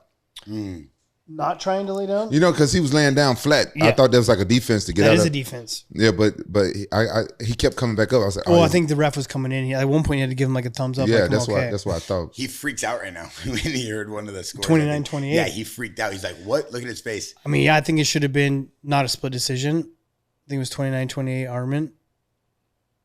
Damn. Yeah. Yeah, Oliveira is so respectful the whole time. Yeah. He's like, good game. So I got to do fight week with him a couple of times, been on the same card as him, and him and his group just have so much fun the entire time. Really? Yeah, they're always just like blasting music, hanging out, and he got like a whole fucking mob with him. When we went out to Abu Dhabi, when I fought Sterling, he probably had like 20 to 30 guys with him, and they'd go everywhere. They'd be like, I had to like get into the sauna with all of his fucking guys just like packed in there, but they're always having a blast. Moves around with a squadron. Yeah. So now we have one of the most incredible fights we've probably have ever watched in the history of the UFC. Justin Gaethje, Max Holloway. Max Holloway is the biggest winner on this entire card. Amen. You know what I mean? Like his stock has just gone skyrocketed. This couldn't have been any better for him. Was this the main event? No. There was There's still the two more co-main fights. and then the light heavyweight. Well, I don't remember any more fights after this one. Yeah, everyone's like this after this fight. Like, oh god, the adrenaline dump after this one was crazy. Bro, I had been watching fights since like 10 a.m. Oh, I remember who the main event is now. Yeah, I watched them all day long. But Holloway looks so fucking good, dude. Like, not just obviously the way the fight finished and everything that happened, but just like picked him apart, dude. Like, this is where he pieced him up. Yeah. This is when you can say he pieced him up. You know what I mean? Like, jabbing to the body, right hands to the body, rolling hooks. Like his hand speeds are way faster. Rolling out of the way, circling. Like, but he was just so much faster than Gaethje. Why going into it? Because me and Rampage were talking about this on the fight going into it. We talked to Cub Swanson. We talked to a bunch of fights. Hoist Gracie. We were talking to fighters left and right about this fight. Why do you think that everybody thought that Gaethje's strength, his power, he was training with Sandhagen? Why do you think that everybody thought his striking was going to just overly dominate Max Holloway? Why did no one give Max Holloway credit? I actually I almost do these like pre-fight picks, but I always kind of wait to talk about them because we're going to be on the podcast to do it. But I almost announced like I was going to go through. I was going to say Garbrandt was going to win, but he didn't. I had Holloway picked on this. I thought Holloway was going to win. I thought he was a little bit more crafty. He's a little more structured, put together. I just thought that Holloway was going to be able to get it done. I thought it was going to be a very tough fight, though, because Gaethje's a dog. He's an animal. But Holloway blew me away. He was even better than I expected him to be. Yeah, I would never bet against Holloway, but all I'm going to say is that I was just a little bit wary because I heard Gaethje's can he got like big power. He does. He's got a lot of power, yeah. In that weight class. And it's not only just the power. He doesn't have like just one punch knock you out. Like his hands are heavy, and he does like heavy hands and volume. And he doesn't like back up. Are you ever trained with Gaethje's? I never trained with him. No, he started training. Gaethje, yeah. That's what I'm saying. No, you said it plural. Yeah, not even an S. It's not an S in there. Okay. No. He started training at Elevation Fight Team after I left. So a lot of people also in the podcast Discord, and I saw on like UFC comments, and I was reading everything just to see what the demo was saying, just to see what the audiences are saying. They said that they've never seen Max throw these types of kicks. They've never seen this type of arsenal from Max. Seems like he had a whole new arsenal of weapons. Is that true? You feel that? Like kicks as in just kind of like half-ass kicks. I mean, and just like he had like a cool spinning kick, I think. Oh one yeah, of these rounds. Yeah, I hadn't seen. I mean, we haven't seen him fight in a while either. Yeah. Too. He took some time off, right? And he stacked on some serious weight. I mean, I think he looks good at 55s with like the muscle on him. Is he coming up from? He's coming up from 45. Mm-hmm. Oh, yeah, but now he's going to go back down and fight Topuria. No, he's not. Fuck Is yeah. that announced? It's gonna happen. Oh I mean, that's the only God. fight to make, bro. That would be the biggest fight of the year. I already wanted Max to fight Topuria before this, and I was like, oh fuck, he's going up to 55s. Like, you know, like what if he loses? Like it kind of. But now his stock, Right that there. was sick. That changed the whole fight too. yeah. That spinning- Gaethje's about to leave the cage. Wait. I want to stay on the Ilya thing. I don't want to let you leave that, and then I want to talk about that kick. Because I knew that I wanted Topuria. I wanted Holloway to fight Topuria because I think his style matches up very good with Topuria. You know, like I think that Holloway's going to give him a run for his money, if not beat him. You know, Topuria is an animal though. He's got tons of power. He's very crisp boxing. It's a fight that I definitely want to see, but I think Holloway does a very good job against him. Now explain to us in Rampage. You were talking about that kick. Why do you think that kick changed the whole fight? Shattered his nose, dude. You ever break your nose and try to breathe out of it? Watch it. Watch everything. Look, he kicked, boom, hit them on the nose and slid down and even got the top of his nuts. Then look at Gaethje. I'm out of here. Fuck this fight. He was leaving. Dude, when you break your nose like that, I've only broken my nose like a little bit here and there in practices, never in a fight, and it sucks. Like you can make but if you break it bad, you're not breathing. Like all the blood's just going down your throat, and it's like you're having to breathe out your mouth. Like, and then every time you get flicked in it, that shit's gonna fucking hurt. And like every time you get jabbed, touched with it, it's gonna hurt your nose. Like, look at this thing, just bleeding, dude. And it's like that's gonna fuck with your head going into a fight. You know, if you're going into a fight having to try to. But throw he dealt down, with it though. He did. He a soldier. But he didn't look. I don't think he looked very good afterwards. After that kick, like. I don't know. He's a little bit more timid. Yeah, but still, you know, it's really fresh. But some fighters, you know what I'm saying, they just puss out. I didn't see. No, he definitely did not. Yeah, I don't see Gaethje. He'll die in there. He don't care. Yeah. He really doesn't. Yeah, I got mad respect for Gaethje. 100%. Bro, I've been seeing like memes, people making those. You know how like now the memes are getting really good. They doing like crazy. Internet edits. always wins, dude. Bro, crazy edits where like you seen one guy like get knocked out, he turned to it like he's driving a fucking go-kart and take off. You know what I'm saying? I know the guy. I DM'd the guy that made some shit like that. Have him make me some shit. Like knocks him out into the next realm and shit. And then that song, Bro, it's like flying around. That's fucking crazy. And so they made one about Gaethje. I like that's low class. That's out. You can't. You know the guy fought a good fight. He fought a great fight. Yeah. You know what I'm saying? It's just some fights you shouldn't do that shit to. And he's out there trying to fucking fight with a shattered nose. Yeah. And it didn't show any kind of like bowing down whatsoever. I got much more He's a respect G. for him now than before this fight. Yeah. With the way Max Holloway is moving and his striking looking sharper than ever, we know that Ilya has incredible power. We saw him against Volk. We know that he can slip and he moves around in the pocket extremely well. Everybody knows that. Does Max Holloway's boxing look like it's ready to go against that? Yes, I mean it is. I think Topuria's got an excellent chance to kind of like punch going forward. I wouldn't say Max is a guy that punches while backing up. Max is a guy that likes to set his combos up. Like he'll jab to the body, he'll feint, he'll set up his combos. But when you watch Max back out, he just backs out. He's not like punching while going backwards. Like he's not throwing check hooks. He's not doing plant crosses as you come in. So there is the chance that Topuria can like put the pressure on him and beat him that way. This was the first of the two eye pokes. Obviously, those are accidental. Sucks. Max Holloway's not doing it on purpose. But does that really alter the fight? Like, does that really mess him up for the rest of the round or no? Is that not an excuse? I think if it was going to mess him up, it would have like been worse than that. Got it. You know, but I mean, it can. You've seen fucking fights be finished because of someone getting poked in the eye. Yeah, that's your eyeballs is your weakest. It's the weakest part of your body. So yeah, that can really alter a fight. I'm going to keep it one. It could. Let's head to the last 30 seconds of this fight, and we want to talk about what everybody wants to hear and what everybody wants to see. So TJ, a fight like this is like a Rampage Jackson like signature series. Just come here and stand and bang in the middle of the ring. This reminds me of like that Pride style fight. Like, hey, we're gonna leave it all right here. He's up. He's winning this. It's a 5-round fight. He doesn't need to do this. And now that's why everybody understands why his stock is at an all-time high to win this BMF belt. What do you think led him to do this? That's just who he is. I mean, he did it against, who was it that he was fighting before and he did it against too? Yeah, we saw the highlight reel of that too. God damn, I drew a blank earlier today on the guy's name as well too. I know who it is. Mendez fought him. But yeah, that's just what he does, dude. He's just that guy. Like he is like everyone's gonna say it. He's the epitome of BMF, right? Like he's won for sure in the books, won all rounds, maybe lost one round, and just like, let's go. And he's doing it against a guy that can fucking also knock you out.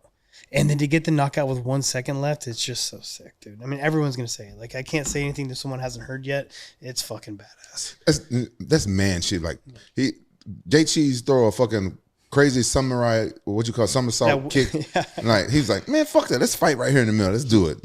That's man shit, bro. That's man shit. Yeah. You got to look. That's you got to be like, wow, that's the fucking. He's the ultimate winner of the card. Nothing could have gone better for him. It was fucking awesome, and now he's gonna reap the rewards. Not only just the $600,000 that he made for the fight. That'll be nothing to what he's gonna be able to do now with his name. You know. Yeah, I've been asking people this question. I want to ask you: $600,000 free in your mind, free money. Mm-hmm. What you doing with it?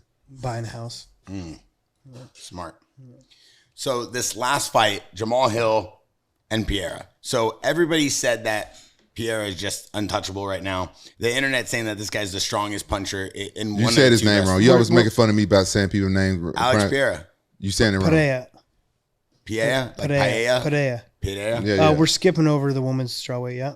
Yeah, you skipped over. Yeah, we'll strip over that. Okay. Yeah. Well, it was a boring fight. It was a sick fight. Are you cool to talk about that?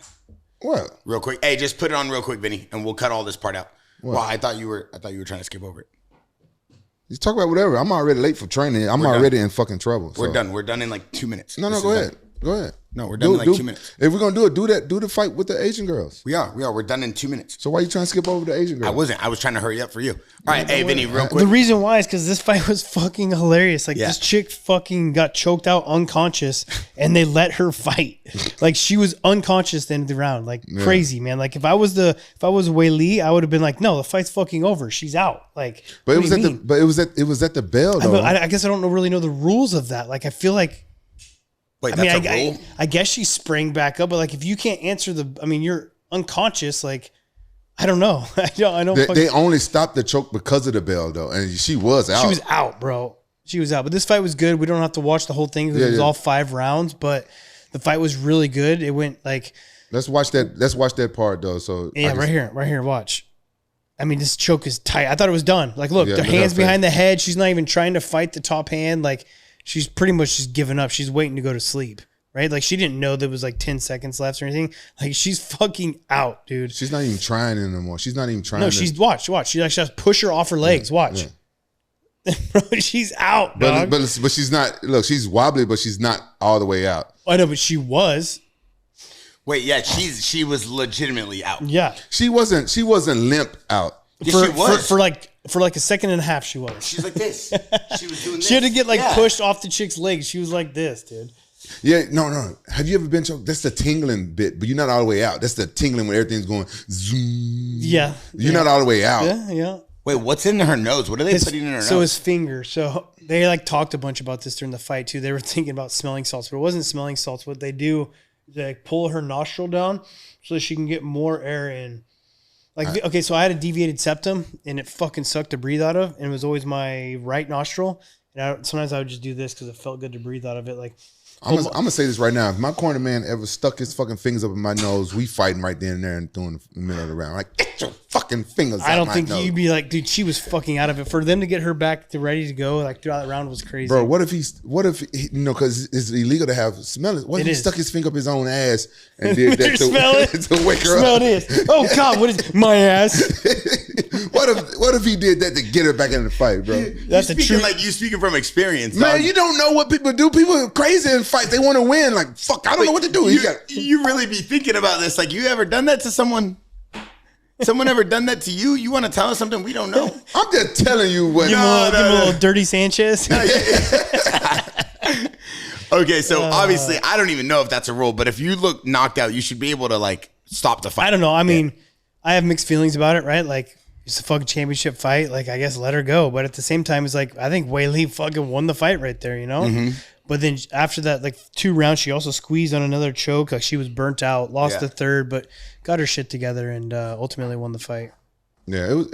I thought it was It was a great fight. It was a great fight. I thought it was a great fight. Yeah. I think that two high competitors that are obviously putting on for the women's division, and between that and now you have probably, I don't want to say like is going to run through the whole division, but I think Kayla Harrison is going to run through the whole division. It's the same weight class as 35s. Who's the champion at 35s? Well, Kayla's a bantamweight, and this is strawweight, so that's not the No, no, but Kayla, who's the champion? Is it Iggy Azalea. who's the champion at 35s chicks? Raquel Pennington. Yeah, I think Kayla Hansen beats. I do, man. I just think like that's a tough fight. That's why I want to see fucking Amanda Nunes come back. Oh my God, that would be amazing. Yeah. Hey, what if both these girls wore white in that fight? It would have been a very confusing fight for me. Yeah. They both had the same hairstyle, and they. I don't be able to tell. No, one Weili was a little bit more jacked. Yeah, she was a little bit more jacked, but their body styles was still similar, and they both had almost the same hairstyle. I was confused for a minute till I found out Weili was one with the red on. Yeah, bro, I love this fight. This shit was so sick. Yeah, let's just, we're gonna end it with this. We're wrapping up right now, but this is, the champion. You have Alex, and how do you say his last name? Rampage. Alex Pereira. Rampage. How do you say it? Alex Playa. Alex Playa. So Alex Playa versus Jamal Hill. And Rampage, who did you have going into this fight? Because I know we were taking bets, right? Yeah, I'm gonna tell you exactly what I thought. I don't know much about this Jamal Hill, but I figured since he was a true 205er, and I saw a couple of his highlights, I thought that he was tough, and that he is tough. I feel like Alex would like underestimate him, and Hill would get the knockout, right? But then as soon as I saw him walk out with that fucking Easter Island statue on the chain, I was like, no, Alex Playa gonna knock him out. But that's so crazy because Alex is from Brazil. Right. Yeah. So those islands, that's not even the same island. I know, but he said his face looked like that. I know it's the meme. I get it, but it's just The weird, meme is what the chama. It's like that stone, those You know, stone no, heads. Easter That Island, is. I yeah. didn't understand that. Yeah, but it's from those islands, the Eastern Islands or whatever Gotcha. they're But called. he said he looked like that. He don't look like It's that. just a weird flex, but I get it. But when he dropped the chain, I was like, oh, bro, come on. because he makes no expressions ever. Yeah. I mean, look at him. I would never fight this guy. I would run. He don't look like Easter Island though, but he's Look at the thumbs up on Jamal Hill's chest. Bro, it's got to mean something to him, I guess. But like, you got enough money to fix that. Bro, that's the It's worst fucking the worst tattoo in the world. Oh my God, it is worst tattoo. horrible. Like, he's got plenty of money to fix it. Like, it's got to mean something to him. The only reason why it's there is it's got to have like a meaning for him. Like, he's got to love it. For, You think he lost a bet? I don't know, bro. It's fucking awful. TJ off the top ropes today, dude. TJ ain't holding back. Yeah, I mean, well, because it's bothered me in the past. Like, I was like, bro, like, I've seen him on the fight coming up, and he's good. Don't get me wrong, but it's like, and he's got style. I don't know. Dude, the floral shorts on Max and then these crazy like look at that. retro shorts on Alex. The UFC is stepping up their game. Bro, Yeah, I would have tattoos covered are those up. I would have covered those up with eagles or something. Anything. Bro, my tattoo right here is a cover up because I had like a fucked up tattoo on my arm. I'm like, as soon as I What you turned, have?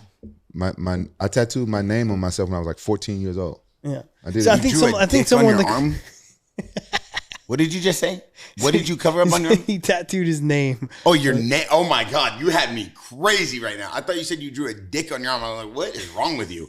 Why you got dicks on your brain, man? On your Weirdo. mind, bro? I said my my name on my arm. Oh, yeah. And I covered it up. So, wow, that's weird. yeah, he should cover up those. But I think it must have been something he got like when he was like 16 years old that like means something. I don't know. Do you want to start a GoFundMe for his tattoos? We should. We That'd be should. The Jackson hilarious. podcast. Bro, that'd be fucking Let's hilarious. do it. We'll start a GoFundMe Yeah. for Jamal Hill's chest tattoo, dude. Vinny, get a GoFundMe ready. We're gonna put on the Jackson Podcast Instagram. Put a photo of TJ going like this as the default photo. So listen, do you think one of the main comments that we got on the Jackson Podcast Discord was that Jamal lost the fight right when he started doing this with his chin at the touch gloves? Do you think that that's true? No. Do you think he was in his head? No. No, I don't. Because think they don't even touch gloves, and then when Herb Dean walks over, that's the best. That's the best part of the whole video. Shit, dude. That's the best photo. Yeah. When you saw that, what did you think? It's just, I mean, you've seen that he broke Nagano's punching power record, right? In the UFC PI. I just think there's this little like meter on the wall that you punch, and Nagano always had like this massive record, and he shattered it. Yeah, I saw that. Yeah. I don't. He just don't look like he's a big puncher to me. But What is it about him? He obviously is. He landed with his fucking pinky and smaller fingers here. It wasn't not even even clean. flush. Yeah. And made his eyes roll back in the back of his head, dude. He just finds that opening. His left hook is obviously his favorite weapon. And Jamal Hill's like, so in that, again, that's that open stance I was talking about earlier, how it's really hard to hit a jab in this open stance. And both your front hands are really close like this. And you can see Pereira like kind of like patting at his hand, right? Yeah. He's patting at his hand, getting Jamal Hill to reach his hand out as well at the same time. And every time he reaches his hand out, there's that window where he can land that left hook. See right there? Like he reaches his hand out, boom, right there. Reaches his hand out to touch it. Just get him used to this. Get him used to this. He's going to get used to it enough to where he stops seeing that this is coming. And then he's going to close his fist and then fucking throw a hook over the top. you remember I told you when you fight a southpaw, it's like fencing, sword fighting. But people just get used to it, right? It's kind of like you're used to just like, oh, he's just going to do that. He's just going to do that. Just going to do that. And then fucking whack. Yeah. But it was just so gangster that he's like told Herb Dean, he's like, I'm good. Get out of here. That's the And then the craziest next photo. punch he throws is a fucking knockout. Yeah, you're right. He's getting used to him. He's just patting at it. Look at his hand. His hand's open too. He's just grabbing at it, grabbing at it. And like every time he grabs at it, Jamal Hill like kind of like jabs it. Yeah. He throws his hand out at it. Yeah. It's like such a game when it comes to ortho southpaw. Yeah. Open stance. Yeah. He's not worried about that. See how he's just like leaving his hand out there. He's not even using it. No. Oh, he's setting him up He's the whole time, dude. The whole time he's setting him up. But TJ, Jamal Hill's such an experienced fighter. You don't think he could have realized that? Or is it just... You just get into this like... This rhythm or something. Yeah, it's just like a rhythm to where it's like monkey see, monkey do. You know what I mean? Like, Hey, TJ, come on. it's the same, dog. Like when you see someone Hell, throw... Rampage, will you stop it right now? When you Come on. This is a bad fight to use. Rampage, you stop. When you see someone throw like a spinning back fist, first the other guy throws a spinning back fist. You see it all the fucking time. Guy throws a spinning heel kick, the other guy throws a spinning heel kick, you know? Rampage, what do you mean when you were saying, oh, Jamal Hill looks like DC? Why were you saying that? You were saying it's something about his fighting style? I never said he looked like DC. Yeah, you did. You When? texted me. You texted me a photo of Jamal Hill in this fight. You said, yo, he looked like DC in this fight.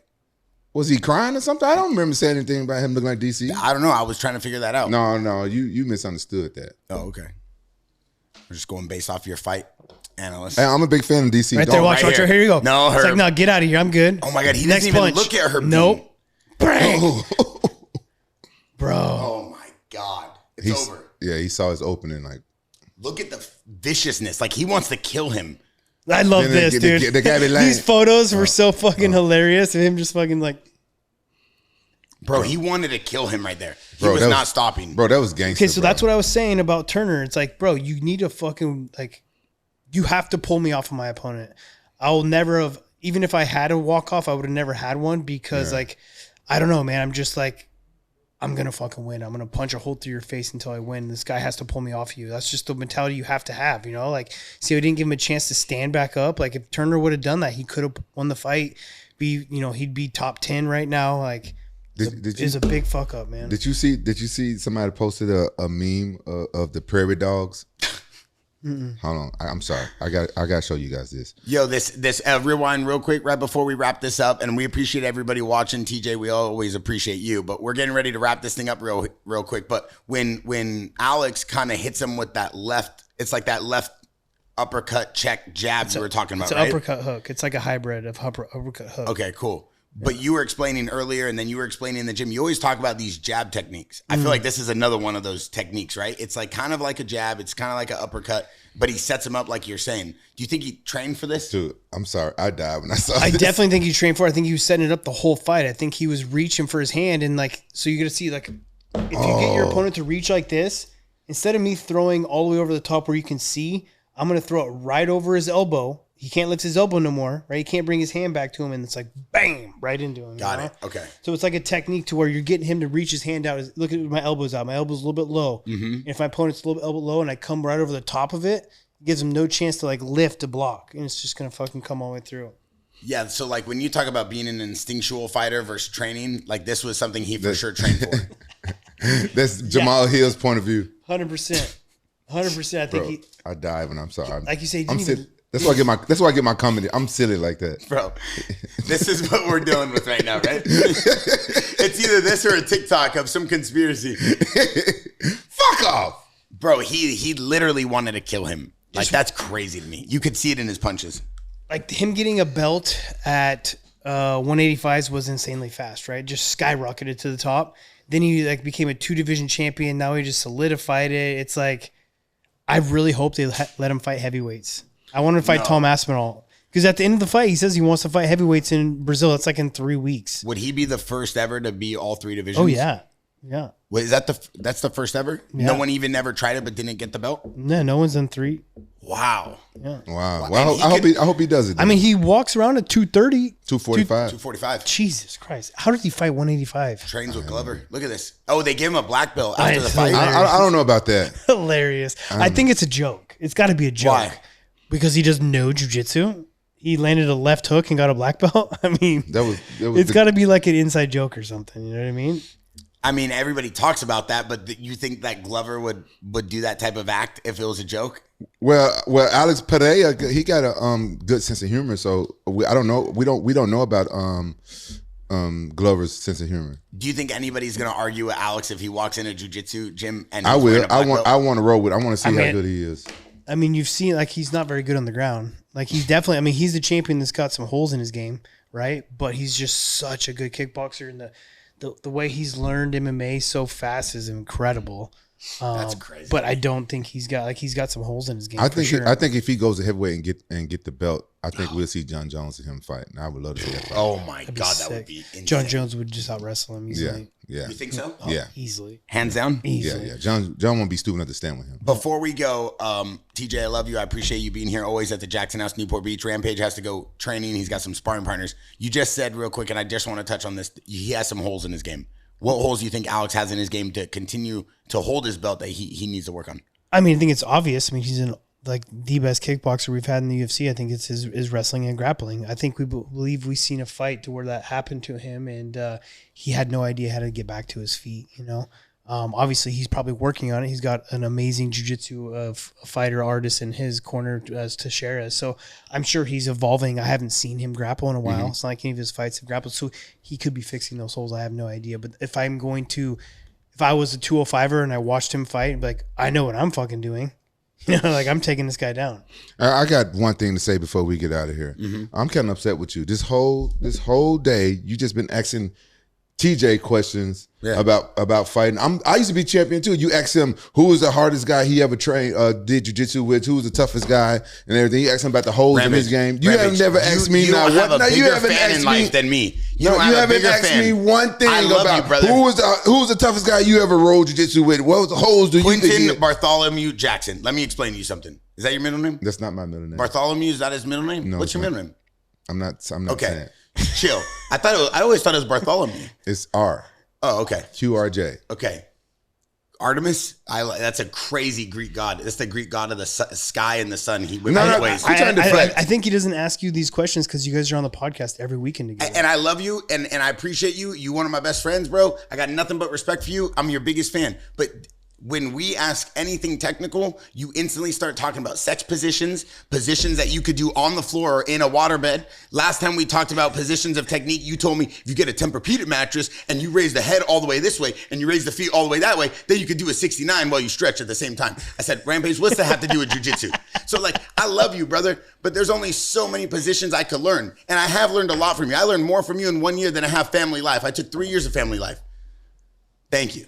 Wait, but before we... I got a present for you. Hey, wait, before we go, Steven Seagal said that he taught Alex a move before this fight. Can we pull up that move? I just want to make sure it wasn't the move that Alex won with, because then that's going to just add to this whole legend. And I just need to see this. So it was Steven Seagal training with Alex. They said on the internet, oh, Steven taught him that move. I just need to make sure they weren't training that exact move. You sound like my dad. They said it on the internet. They said it, and I need to see it live and direct. Steven Seagal, Alex training. There's a video. And then we'll let you out of here. We heard it firsthand that Steven Seagal is not the man that he says he is, and that judo Gene LeBell made him shit himself. Okay, so here we go. This is like a 50-minute one. Let's go to the quick. Oh my God. Oh, right there. Look at the inside jab. Oh, he might have learned it. I poked that guy. Oh my God. Oh my God. He's learning this inside jab technique. Whoa, what is that? Yeah. Go to the move. They said that he taught him this uppercut jab. See, right here, was right this there. on the countdown or sorry? Yeah, on the, No, this was 2 weeks before the fight. Yeah. This is insane. So they said that there's a video in the exact same technique Alex used. He trained with Steven Seagal. And I said, go, come on. We got to see it live. And I'll let Rampage. By the way, I trolled you. I didn't even take him. I'm not. Where you? Oh, damn. Where are you training at? Right here. He's got 2 sparring partners here. They out there ready to beat you up? Tape your hands real quick. Tape your hands. Hey, we love you. Oh, look at his pink shoes. Hold on. Come here. Put your pink shoes on camera. Let everybody see these things. My shoes ain't. Hey, come here. Come here. My shoes ain't. Hey, he got the Easter 7s on. Come here. Put those things up. Hey, my shoes ain't pink. Come here. Put these things up They here. go good with your sweatshirt. I know. Show everybody. Hey, Look at Rampage. these are the DJ Khaled. Rampage got the Alibaba 9s. And as you can see, I'm kidding. These are DJ Khaled. Okay, was this the move that he won with? Steven Seagal is showing Alex this. Is that the move he won with or no? No. All right, that's it. I don't think it is. Well, what is this move right here? I'll be out there right now. Hey, he's actually been training 3 times a day now. And I told him it looks good when I got down here. Mm-hmm. Way better. He's either training or he's gonna be at Arby's. I'd rather him train. So he ain't doing nothing at Arby's. What? Did you guys do a photo? We gotta go get that man. Yeah, he's out of his mind. Tell him we gotta do a photo. Yeah, we gotta do a photo. Okay, so he didn't learn the move from Steven Seagal, No, right? that's a guarantee he did not. Okay, cool. Listen, TJ Dillashaw, I'm Bear Degidio, Rampage Jackson took the snacks. Goddamn guy took the snacks, but he couldn't take the photo. We appreciate you, bro. We love hearing technique. I love messing around with you and Rampage, but the audience, the people, the podcast community, the entire team here, there's no one more knowledgeable in the fight game than you, and we're excited to watch this next chapter and to have you here. And exclusive news, TJ Dillashaw will be one of our co-hosts for all fights. He'll be helping us with all the analysts. He'll be helping us with all the breakdowns. He'll be here at the Jackson House a lot more. Plus, he'll be talking with the team. And we're going to really integrate him a lot more into the media side of what we have going on here, which is an exciting thing for the brand. We couldn't be more honored to have such a world champion, such a high-class fighter here. And we appreciate Rampage and everything he's doing. Is he good? I think he's upset because the girls in the front office brought him that bottle of Hydroxycut. He didn't know what it was, and then he read it and it said a fat burner. He's freaked out. Now, why do you guys think I need Hydroxycut? So, hey, I'm Bear Degidio. This is TJ Dillashaw, and we're out.